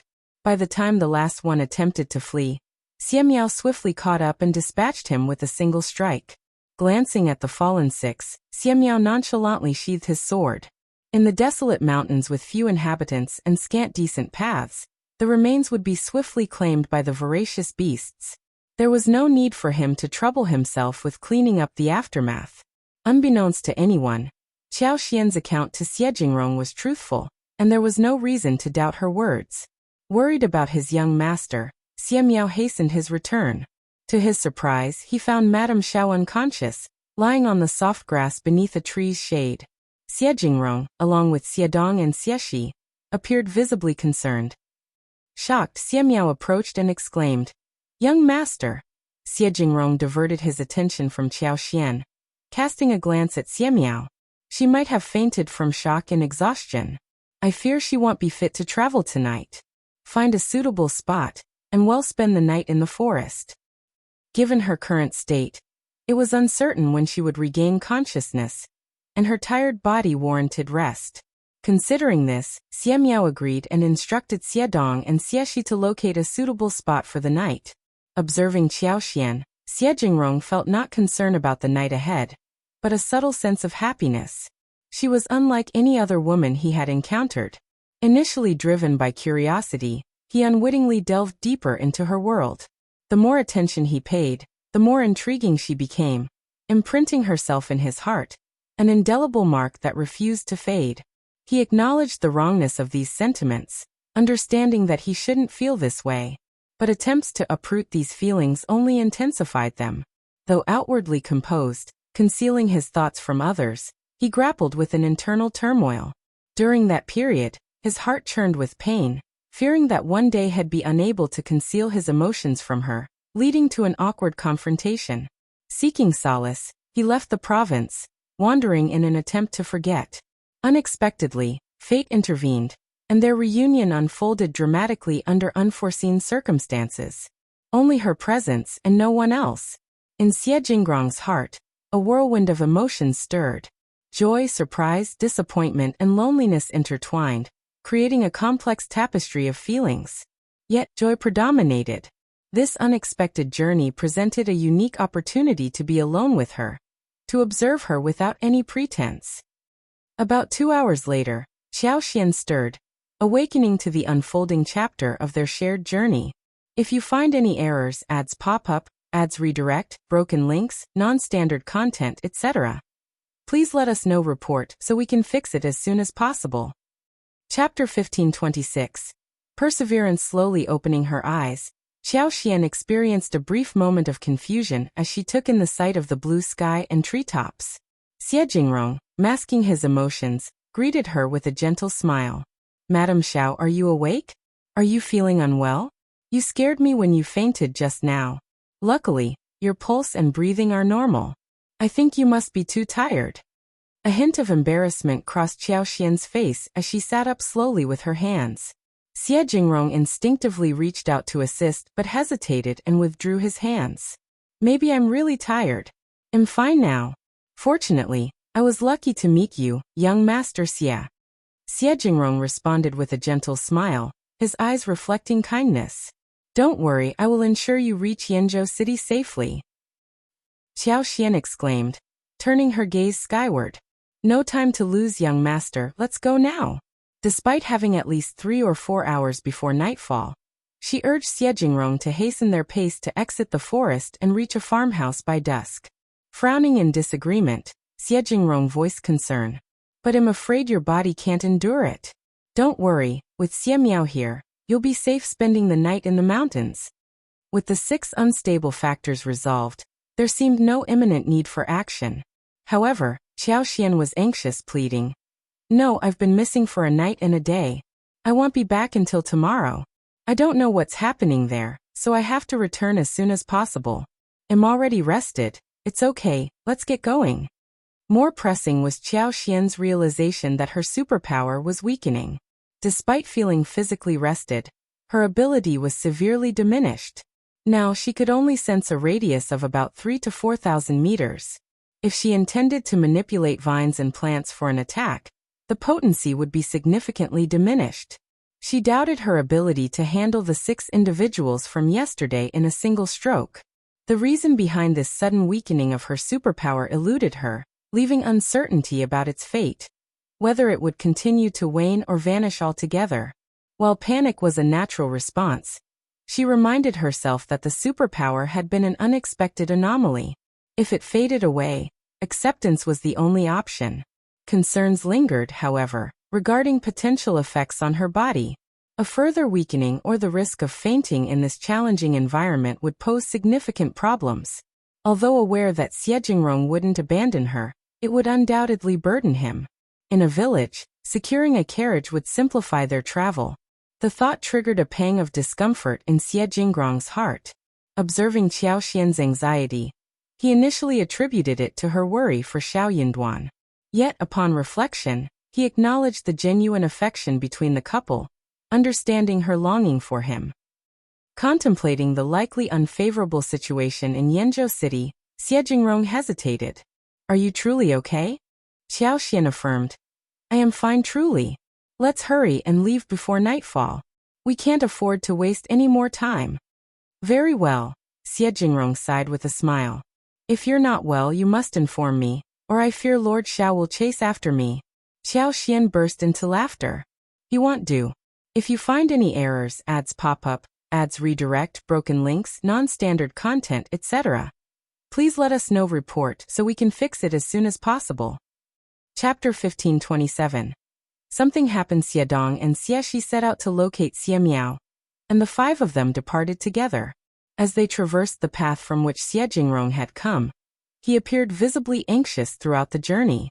His gaze frequently shifted towards Xiaoxian, prompting him to inquire if she needed to rest or if she felt uncomfortable pushing herself forward. Xiaoxian admitted to feeling a bit tired and weak, but fortunately, her superpower remained unaffected, providing her with some relief and enabling her to persevere. After taking 3 breaks, they emerged from the forest after sunset, bathed in the radiant afterglow of the setting sun. Located less than 5 miles from the forest, a village with over 100 families presented itself. Xie Dong approached a local family, securing permission for the group to stay. Given the distance of more than 30 miles from Yanzhou City, entering the city that night was impractical. Thus, Xie Jingrong suggested that Xie Miao enter the city at dawn the next day to gather information and arrange for a reliable carriage. Xie Miao readily agreed. Xie Jingrong, Xiaoxian, and Xiao Yunduan were acquainted, so the attention Xie Dong and Xie Shi observed their young master paying to Xiaoxian did not strike them as odd. Instead, they deemed it perfectly natural. While Xie Miao was unfamiliar with Xiaoxian and Xiao Yunduan, he was aware that his young master had 2 friends. However, he couldn't help but sense something amiss in the way his young master was particularly attentive to Madame Xiao. With the assistance of local farmers, the group, despite facing basic conditions, managed to enjoy a warm meal and secure a place to sleep. The night passed in tranquility. Before the break of dawn, Xie Miao was dispatched to the city by his young master to wake him up. Xie Miao. Choosing silence, Xie Miao accepted his destiny without protest. In the city, everything appeared normal. Li Xia and Li Qiu, who had retired for some rest, remained oblivious to Xiaoxian's absence until they were awakened by Xiao Yunduan returning from the banquet. Upon hearing the news, both were so terrified that their faces paled, and tears welled up in their eyes. Anxious and irritated, Xiao Yunduan, unable to extract any information from them, instructed them to secure the room and prevent anyone from entering. He then proceeded stern-faced to Qiao Wei's location. At that moment, Mian Mian was already asleep, sharing the same room as Qiao Wei. Xiao Wei lay on the bed, while Mian Mian rested on the couch. They had not left each other's side. Yi occupied the outer room of the bedroom. Although Xiao Wei harbored some dissatisfaction, her survival took precedence, so she refrained from voicing any objections. Upon Xiao Yunduan's arrival, Yi woke up first. "Lord, wake Xiao Wei." Xiao Yunduan's face turned a shade of green. While Yi was unaware of the details, the intensity of the adult's anger indicated that this was no ordinary matter. Annoyed, he couldn't help but wonder if Xiao Wei was some kind of supernatural being. He and Mian Mian hadn't left each other's side even for an inch. Could she have found an opportunity to turn into a demon, a fae, or some other malevolent entity? Agreeing, Yi hastily knocked on the door to summon Mian Mian. Mian Mian rubbed her eyes, sat up, and responded. She dressed quickly and went to wake Xiao Wei. Xiao Wei, feigning ignorance, attempted to ignore the commotion. The moment she emerged from the bedroom, Xiao Yunduan kicked Xiao Wei so forcefully that she cried out in pain, collapsing to the ground. Clutching her chest, she looked up in shock and anger. "You." Xiao Yunduan maintained a stoic expression on his cold face and spoke in an icy tone. "What have you done?" Xiao Wei was taken aback, and a sudden realization struck her. Something must have happened to Xiao Xian. It was only when Xiao Xian was involved that Xiao Yunduan would exhibit such demeanor. If you find any errors, ads pop up, ads redirect, broken links, non-standard content, etc., please let us know. Report so we can fix it as soon as possible. Chapter 1528. Not a threat. Envy undoubtedly tinged her emotions, yet her joy nearly betrayed itself through a smile. However, as Xiao Yunduan's cold gaze met hers, any hint of happiness evaporated.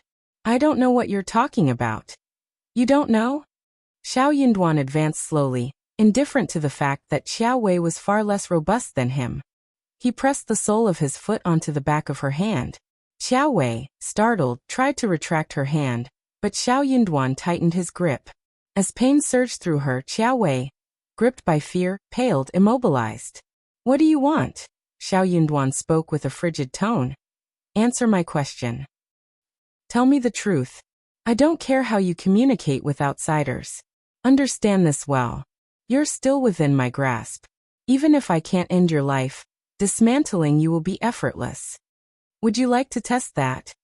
Xiao Wei's eyes widened in fear, a shiver coursing down her spine. She was afraid of Xiao Yunduan.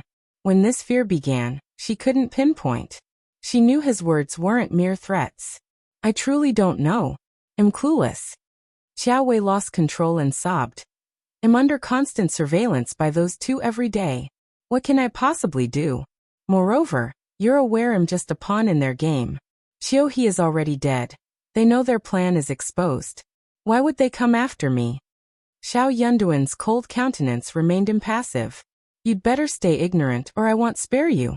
Henceforth, keep silent. I won't hesitate to take action if you disclose anything." Xiao Wei didn't dare to object. Trembling, she asked with a quivering voice, "Did something happen to Xiao Xian?" Xiao Yunduan shot her a sharp look.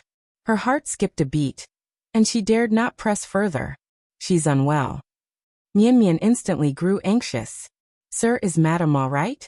"It's fine," Xiao Yunduan reassured. "She just needs some rest." "Thank goodness. Thank goodness. I won't disturb Madame now. I'll pay my respects to her tomorrow." Xiao Yunduan nodded, casting a glance at Xiao Wei. "Keep an eye on her." "Don't worry, my lord." Xiao Yunduan departed. Xiao Wei let out a sigh of relief and slumped to the ground. After a moment, she shakily rose to her feet. Xiao Yunduan informed Sun Bai, Sun Qian, and Yi, "Madame is missing." The three of them were shocked. "How is that possible? We've secured the post house since our arrival, maintained night patrols, and stayed vigilant. We didn't dare to be careless. How could?" In a hushed tone, Xiao Yunduan interjected. "We are not the hosts here, so nothing should surprise us. Fortunately, she's only missing. I'm uncertain of their motives, but my wife should be safe. This information must not leak. Publicly, we'll say Madame is unwell, and we need to extend our stay in Yenzhou City for 2 more days. I.e., keep a close watch on Xiao Wei. Sun Bai, Sun Qian, discreetly deploy your trusted aides to search for Madame. She's not an ordinary woman who breaks down in the face of trouble. If there's a chance, she'll leave some clues. Pay extra attention. And keep an eye on the local officials. Sun Bai and Sun Qian responded in hushed tones. If you find any errors, ads pop up, ads redirect, broken links, non-standard content, etc., please let us know. Report, so we can fix it as soon as possible. Chapter 1529. Arrangement. The two of them exchanged glances. While their instinct was to search for Madame, a lingering fear persisted that the other party might be attempting to lure them away and create a diversion. Thus, they couldn't afford to let their guard down. Xiao Yunduan then issued a directive to Yi. Tomorrow you and Mian will escort Xiao Wei to Madame's side. Li Xia and Li Qiu alone won't suffice. Keep a close watch on Xiao Wei. Don't allow her any chance for deceit or subterfuge. Yes, Lord. Xiao Yunduan harbored suspicions that someone was involved in this matter. If they had succeeded in some plot, they would likely take actions to reveal the fact that his wife was missing. Li Xia and Li Qiu might not be equipped to handle such a situation. That night, although the intermediate station appeared calm and ordinary, secret arrangements were being made. The next day, news circulated that Xiao Xian had caught a cold, necessitating the entire team to stay temporarily at the station. Upon hearing the news, the prefectural magistrate's wife, accompanied by the deputy prefect's wife and the two strategists' wives, paid a visit. With Xiao Wei present, she had to extend greetings to the magistrate's wife. Mian and Li Xiao were also present, while Li Qiu remained with Xiao Xian to attend to her. Xiao Wei wasn't naive. She had pondered the situation throughout the night, and suspected that something serious had happened to Xiao Xian, beyond a mere cold. The abrupt kick from Xiao Yunduan in the middle of the night only strengthened her conviction. Thinking of the kick, a dull pain pierced her chest, making her slightly anxious. Yet, an undercurrent of excitement and satisfaction surged within her. Finally, something had befallen that woman. It must be a significant event, and she believed she deserved it. Internally pleased, she refrained from entertaining any thoughts of mischief, especially after Xiao Yunduan's kick. During the visit of the magistrate's wife and others, she maintained a facade of politeness, asserting that Xiao Xian was indisposed and not receiving visitors. Had it not been for Xiao Yunduan's threat, she would have likely been less forthright. Even if she didn't openly express it, she might have dropped hints or made veiled insinuations. In contrast to her current honesty, when the deputy prefect's wife expressed deep concern and repeatedly expressed her desire to personally visit Madame Xiao Wei had no option but to express genuine gratitude and politely decline. When the prefectural magistrate's wife proposed hiring a local doctor with exceptional medical skills, Xiao Wei endured her irritation and politely refused. The missed opportunity to stir up trouble irked Xiao Wei to the point of near exasperation. She couldn't seize the chance right in front of her due to fear, and had to cover up for Xiao Xian. At noon, the prefect's wife and the deputy prefect's wife returned. Accompanied by 3 maids and 2 servants, they brought soup for Xiao Xian. A servant cheerfully called out, "Miss Li Xiao, Miss Li Qiu." With an air of ease, they ascended the stairs with their offerings. The servant smiled and remarked, "What a coincidence. Both our madam and the deputy prefect's madam have instructed the kitchen to prepare this soup. We're here to deliver it to Madame Xiao. This soup contains ginseng and wolfberries. It's highly nourishing." Li Xia and Li Qiu promptly intervened. "The magistrate's wife and the deputy prefect's wife are too gracious. Leave the soup with us. Our mistress has just taken her medicine, and is currently asleep. We cannot disturb her. We'll inform her upon waking. If you find any errors, ads pop up, ads redirect, broken links, non-standard content, etc., please let us know. Report, so we can fix it as soon as possible." Chapter 1530. Visit. The maidservant expressed concern, saying, "I understand. Madame Xiao's sudden illness must be distressing. Our madam specifically instructed us to convey our regards and assess Madame Xiao's condition. We'll inform her upon our return. Could you allow us to enter and perform a kowtow? We assure you that we'll stand at a distance and not disturb Madame Xiao." Another servant added, "Absolutely. Our madam also emphasized the same. Miss, please consider allowing just the 2 of us to enter. By offering our respects and a quick glance, we can provide a reassuring report to Madam. Indeed. Li Xia and Li Qiu concealed their annoyance. Initially skeptical of the old master's warning about potential troublemakers, they now found themselves facing the reality of unwanted guests. As Li Xia and Li Qiu spoke, their expressions betrayed some irritation. It seemed that these visitors had intentions beyond mere well-wishing. Everyone, please return. Our madam is currently not receiving guests. Once she recovers and regains her strength, she will naturally meet with you. Recognizing the dubious intentions of the visitors, Li Xia and Li Qiu wore unpleased expressions. Their tone was cold, and their displeasure was evident. In truth, the maids and servants sent by the deputy prefect's wife were also perplexed. They didn't understand why they were instructed to perform kowtows and pay respects to Madame Xiao. While the deputy prefect's wife cited it as a matter of etiquette, the genuine concern for Madame Xiao prompted some uncertainty. Even though they felt it might be excessive, they adhered to the instructions, trusting that the madam had her reasons. The aides from the prefectural magistrate's wife sided with the deputy prefect's wife's maid, aligning with her express concern for Madame Xiao. Failing to show adequate concern might imply a lack of consideration on their madam's part, a scenario they wished to avoid. Li Xia and Li Qiu's frosty expressions and cold tone made the servants from the magistrate's wife uneasy, considering a retreat. However, those from the deputy prefect's wife's side remained entangled, hesitant to concede the matter. She displayed such fervor that it made her uneasy about Madame Xiao's absence. Li Xia and Li Qiu were both irritated and vexed, but the other party seemed oblivious to their sentiments.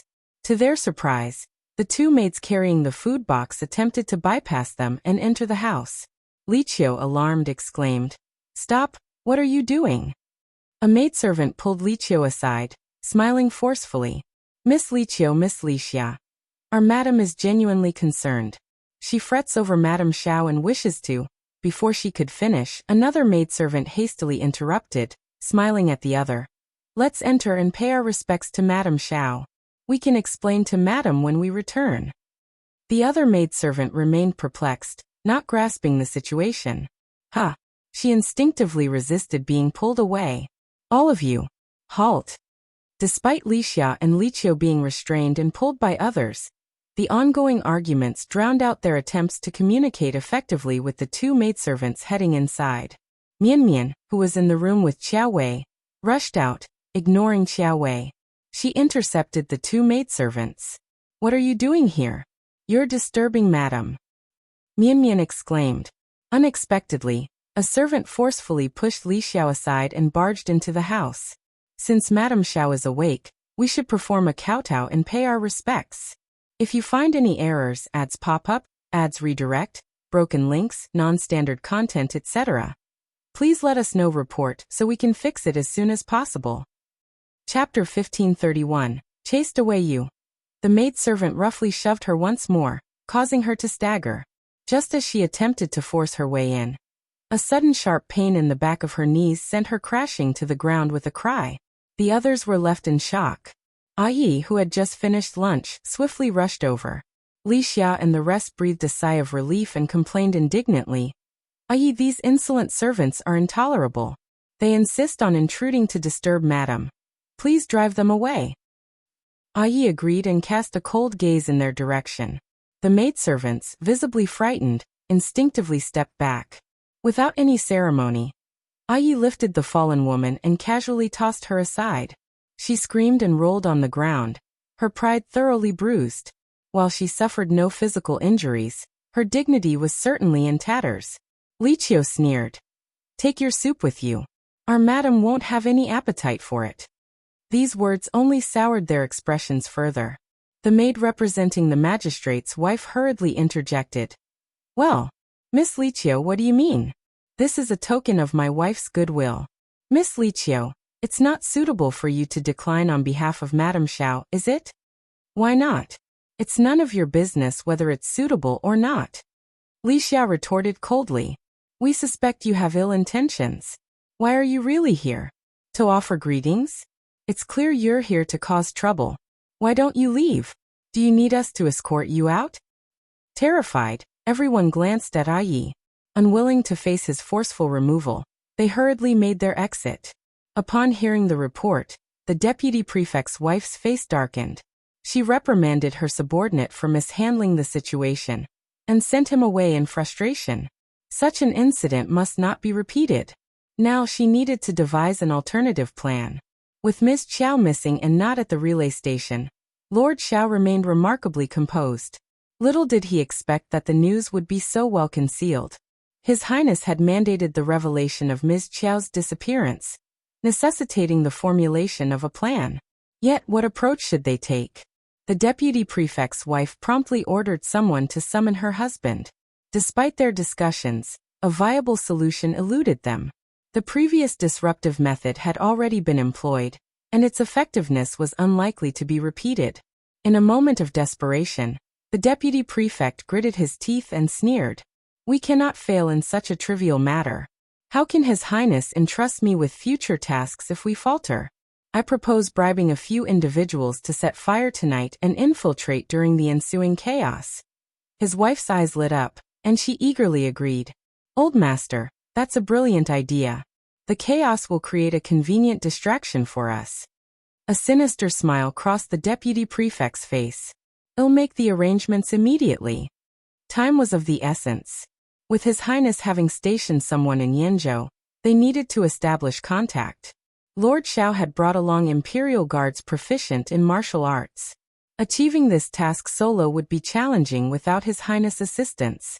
The deputy prefect's wife couldn't help but suggest, "I don't understand His Highness' intentions. So what if Ms. Xiao is missing? Why not use her as leverage against Xiao Yinduan?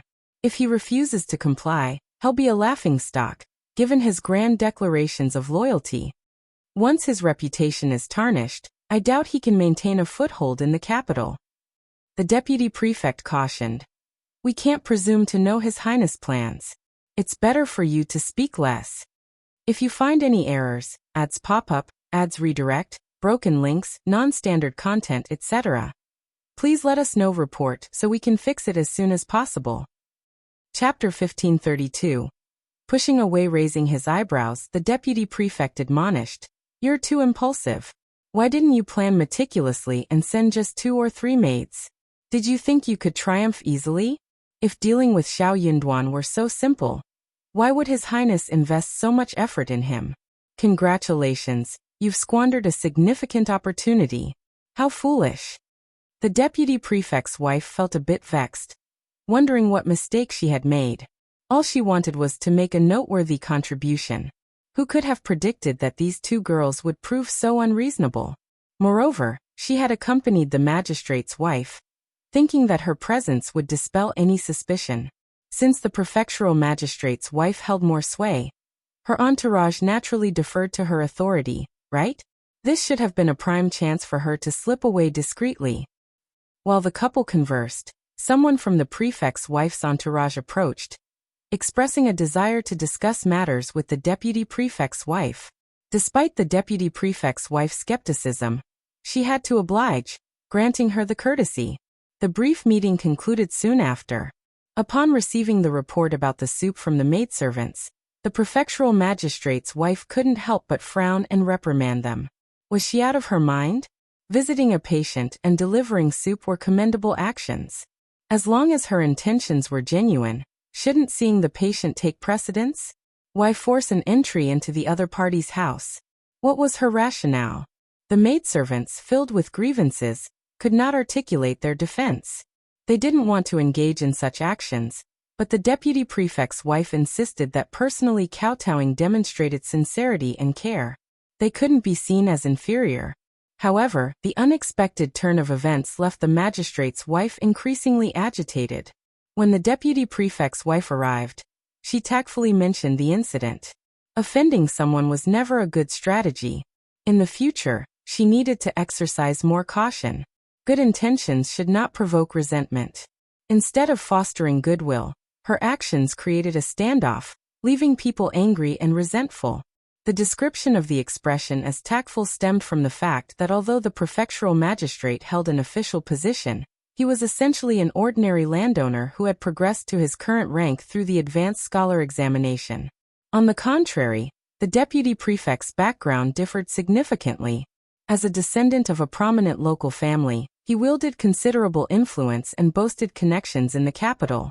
Many of the magistrate's decrees often relied on his cooperation for implementation. In essence, refusing to give the magistrate due respect and intentionally causing trouble or opposition could jeopardize the magistrate's tenure in the region. The consequences would be overwhelming, constituting a significant setback. Because of this delicate power dynamic, regardless of the deputy prefect's wife's actions, especially when dispatching servants to visit Xiaoxian, the magistrate's wife closely monitored the situation. Upon hearing the prefectural magistrate's wife's remarks, the deputy prefect's wife responded with disdain and indifference. Her husband held a prestigious position, and she too carried a noble status. It seemed inconceivable to take the magistrate's wife seriously. She feigned regret and sighed with apparent concern. "Sister, you're absolutely right. The two girls beside Madame Xiao are likely quite upset this time. I wonder what they'll say to Madame Xiao." As she uttered these words, the magistrate's wife's heart skipped a beat, envisioning numerous unfavorable scenarios. She was well aware of the potential impact of slave slander, particularly from personal maidservants, long-serving nannies, trusted butlers, and the like. Their words held significant weight in the eyes of their masters. The two resentful girls, if inclined to sow discord in front of Madame Xiao, might prompt Madame Xiao to engage in pillow talk with Lord Xiao, leading to various undesirable outcomes. If you find any errors, ads pop up, ads redirect, broken links, non-standard content, etc., please let us know. Report so we can fix it as soon as possible. Chapter 1533. Another visit. Lord Xiao was now the favorite of the crown prince and minister Old Yun. The emperor also held him in high regard. If they offended him, could it potentially impact her husband's future career? The more the magistrate's wife dwelled on this, the more anxious she became. She couldn't help but attribute the trouble to the deputy prefect's wife. To think that she had the audacity to suggest solutions. Wasn't all of this caused by her? "Sister," the deputy prefect's wife suggested earnestly, "why don't we personally apologize to Madame Xiao and clarify the situation? If we make things clear, those two girls won't be able to stir up trouble. Otherwise, it could really cause unnecessary concerns. I didn't anticipate it would escalate like this. I truly acted with good intentions." The prefectural magistrate's wife hesitated, considering what her servants and maidservants had faced during their visit earlier in the day. Doesn't it seem inappropriate? After all, the servants had been forcibly chased out just hours ago. What's inappropriate about that? The deputy prefect's wife responded casually with a smile. Madame Xiao is just suffering from a cold, not a serious illness. She has seen the doctor, taken medicine, and rested for quite some time. She must have woken up by now, right? We're visiting her with good intentions, just to meet, talk, and convey our concern. It's not like we're doing anything else. If Madame Xiao doesn't appreciate this small gesture, then really, the deputy prefect's wife sighed softly. If we refrain from going, it might be disastrous if Madame Xiao genuinely believes the slander of those two maidservants. The magistrate's wife made a firm decision. "Sister, you're right. We should personally attend to Madame Xiao. That's how hosts should behave." "Exactly. Why don't we go now?" Although still a bit hesitant, the magistrate's wife agreed. This matter should not be delayed. If it is, Madame Xiao might. Without further delay, the magistrate's wife decided, "Let's go now." "Okay." The deputy prefect's wife felt secretly delighted and somewhat smug. Wasn't this another opportunity? This time, she wanted to see if the two maidservants could stop her and the magistrate's wife. Upon arriving at Xiaoxian and Xiao Yunduan's residence, they asked someone to report their presence. Li Xia and Li Qiu were left with a headache. The prefectural magistrate's wife and the deputy prefect's wife had come personally, and Li Xia and Li Qiu were just servants. How could they stop them? Li Xia hurriedly went to the study to report to Xiao Yunduan. Xiao Yunduan sensed that something was amiss, and his eyes sank. Of the prefect and deputy prefect, there must be something wrong with one or both of them. Sending their wives to probe indicated a connection to the kidnapping of his wife. Were these two madams attempting to expose his wife's disappearance? His annoyance was evident, but he subconsciously let out a sigh of relief. This meant that his wife should be safe for the time being. That's good, that's good. Recognizing that Li Xia and Li Qiu couldn't stop the wife of the magistrate and the wife of the deputy prefect, Xiao Yunduan decided to meet them personally. The deputy prefect's wife was dumbfounded. She hadn't expected Xiao Yunduan to meet them in person. Wasn't there a distinction between men and women? As an official of the court, did he have to deal with the two of them himself? Didn't he understand the protocols? On the other hand, the prefectural magistrate's wife was also taken aback, but she quickly felt secretly pleased. She had come to the residence to explain the situation under the guise of a hospital visit, ensuring that Xiao Yunduan wouldn't misunderstand her. What better opportunity than to clarify herself directly in front of him? If you find any errors, ads pop up, ads redirect, broken links, non-standard content, etc., please let us know. Report, so we can fix it as soon as possible. Chapter 1534. She didn't care at all. Xiao Yunduan smiled graciously upon hearing the latter's words, understanding the underlying concern for his wife. He chose not to blame the servants for their apparent rudeness, attributing the misunderstanding to the impatience of his two daughters.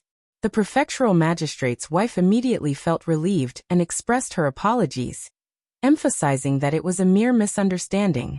However, the deputy prefect's wife was visibly irate. Though she logically knew it was inappropriate to say more, she dismissed the potential suspicions of Lord Xiao, confident in the lack of evidence. Trusting in the reliability of His Highness, she remained undeterred, focused on revealing the news of Qiao Xian's disappearance to strengthen their alliance with Lord Xiao in the future. Appearing oblivious to the unfolding tension, the deputy prefect's wife persistently urged Qiao Xian to visit her personally under the guise of concern. Lord Xiao, please don't worry. Our intention is not to disturb Madame Xiao. We genuinely care for her well-being, and believe a conversation might alleviate her ailment. If we speak to Madame Xiao, she might recover sooner, she asserted. Besides, we are already here. Surely, Lord Xiao, you won't find our concern disrespectful. Despite the discreet signals from the prefectural magistrate's wife, the deputy prefect's wife continued unabated. The former blushed, embarrassed by her companion's persistence, and wondered why she hadn't explained matters directly to Lord Xiao. Moreover, she questioned the necessity of wanting to see Madame Xiao. If she had something to convey, why involve others and create unnecessary complications? The prefectural magistrate's wife found herself flustered, regretting the unfolding situation. Despite her inner turmoil, she refrained from undermining her companion, considering it inappropriate to intervene at that moment. Xiao Yunduan's demeanor shifted to a colder tone as he directed his gaze at the deputy prefect's wife, firm in his conviction that the source of the issue lay with this particular couple. Internally scolding Xiao Yunduan for his perceived lack of gentlemanly conduct, the deputy prefect's wife put on a false smile and questioned, Lord Xiao, surely you won't endorse this, will you? Is Madame Xiao unwell? Or is she not even present at the inn? The prefectural magistrate's wife, visibly taken aback, interjected, her face turning even redder. Sister, what on earth are you talking about? Undeterred, the deputy prefect's wife maintained her composure and pressed on aggressively. Lord Xiao, have we hit the mark? Is Madame Xiao truly absent from the courier station? What has transpired? Is she missing? Lord Xiao, don't evade the truth. Will you allow us to enter? Madame Xiao's disappearance is a grave matter. Lord Xiao, concealing it won't serve anyone. If we don't locate Madame Xiao promptly, it could lead to serious consequences. Her mishap occurred in Yanzhou City, and we cannot shirk our responsibilities. Speaking rapidly and with a sense of urgency, the deputy prefect's wife presented her conjecture with confidence that bordered on certainty. The prefectural magistrate's wife and the onlookers were left dumbfounded, their wide-eyed expressions betraying a strange inclination to believe the deputy prefect's wife, despite the lack of evidence. The prefectural magistrate's wife hesitated, her heart racing, yet she refrained from uttering a word. Xiao Yunduan's expression grew colder. Madam Qin, have you concluded? My wife is recuperating in the bedroom. Madam Qin, I must say you're overstepping boundaries here. aren't you? If you find any errors, ads pop up, ads redirect, broken links, non-standard content, etc., please let us know. Report so we can fix it as soon as possible. Chapter 1535. Fire. The deputy prefect's wife adopted an assertive stance, lifting the corners of her eyes as she remarked, "Is that so? But I have my doubts. Since you're so confident, let us see Madame Xiao. A brief glimpse, we promise. Well, be as silent as mice, not a disturbance." "Lord Xiao, do you have the courage?" "Lord Xiao, forgive my bluntness. Honestly, I'm doing this for the sake of my old master. What if something untoward happens to Madame Xiao? If you accuse us of incompetence, who can we turn to? Planning ahead is essential." "Lord Xiao, you've gone to great lengths to prevent us from seeing Madame Xiao. It's hard for us to trust your assurances." Xiao Yunduan sneered. "My wife is well. I don't need your validation. Kindly depart. Once she's recovered, you may have your meeting with her." The deputy prefect's wife insisted. "Just a quick glance. Are you unwilling even to respond?" Xiao Yunduan chuckled and responded calmly, "Madam Qin, perhaps you're unaware, but I detest threats and moral coercion. Kindly take your leave." Internally cursing his stubbornness, the deputy prefect's wife found him shameless. Despite his statements, he remained resolute. "In that case, I genuinely suspect something is amiss here." "Feel free to harbor your suspicions," Xiao Yunduan retorted coldly, casting a stern glance. "But let me remind you, Madam Qin, without evidence, refrain from baseless accusations, or you may find me less accommodating." The deputy prefect's wife sneered. "Lord Xiao, are you afraid?" Xiao Yunduan replied. "Escort her out." The prefectural magistrate's wife, feeling weak in the legs and with a pounding heart, eagerly desired to leave. She forced a smile, bid her farewell, and grasping a servant's hand, worked to regain composure before exiting. With her departure, the deputy prefect's wife had no reason to linger. She stood up, offered a parting smile, and left as well. The prefectural magistrate's wife wasted no time waiting for the deputy prefect's wife. Upon departure, she hastened her pace, leaving the latter trailing behind. Smirking with cold resolve, the deputy prefect's wife suppressed her anger. A mere fifth-grade official, she recognized her limited standing. Her husband, a fourth-grade magistrate and a trusted aide to the fourth prince, possessed boundless prospects. Lord Xiao's disregard for her authority irked her deeply. Did he believe he could impede the fourth prince's will? Tonight, she vowed to teach him a lesson, planning to embarrass him before everyone. Xiao Yunduan hadn't anticipated such arrogance from the deputy prefect's wife.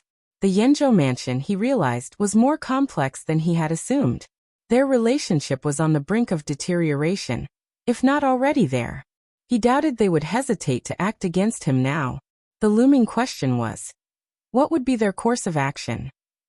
Frowning, Xiao Yunduan pondered the situation. That night, despite intensified patrols ordered by Xiao Yunduan, someone exploited a vulnerability. The relay station, sprawling with servants and government workers, proved chaotic.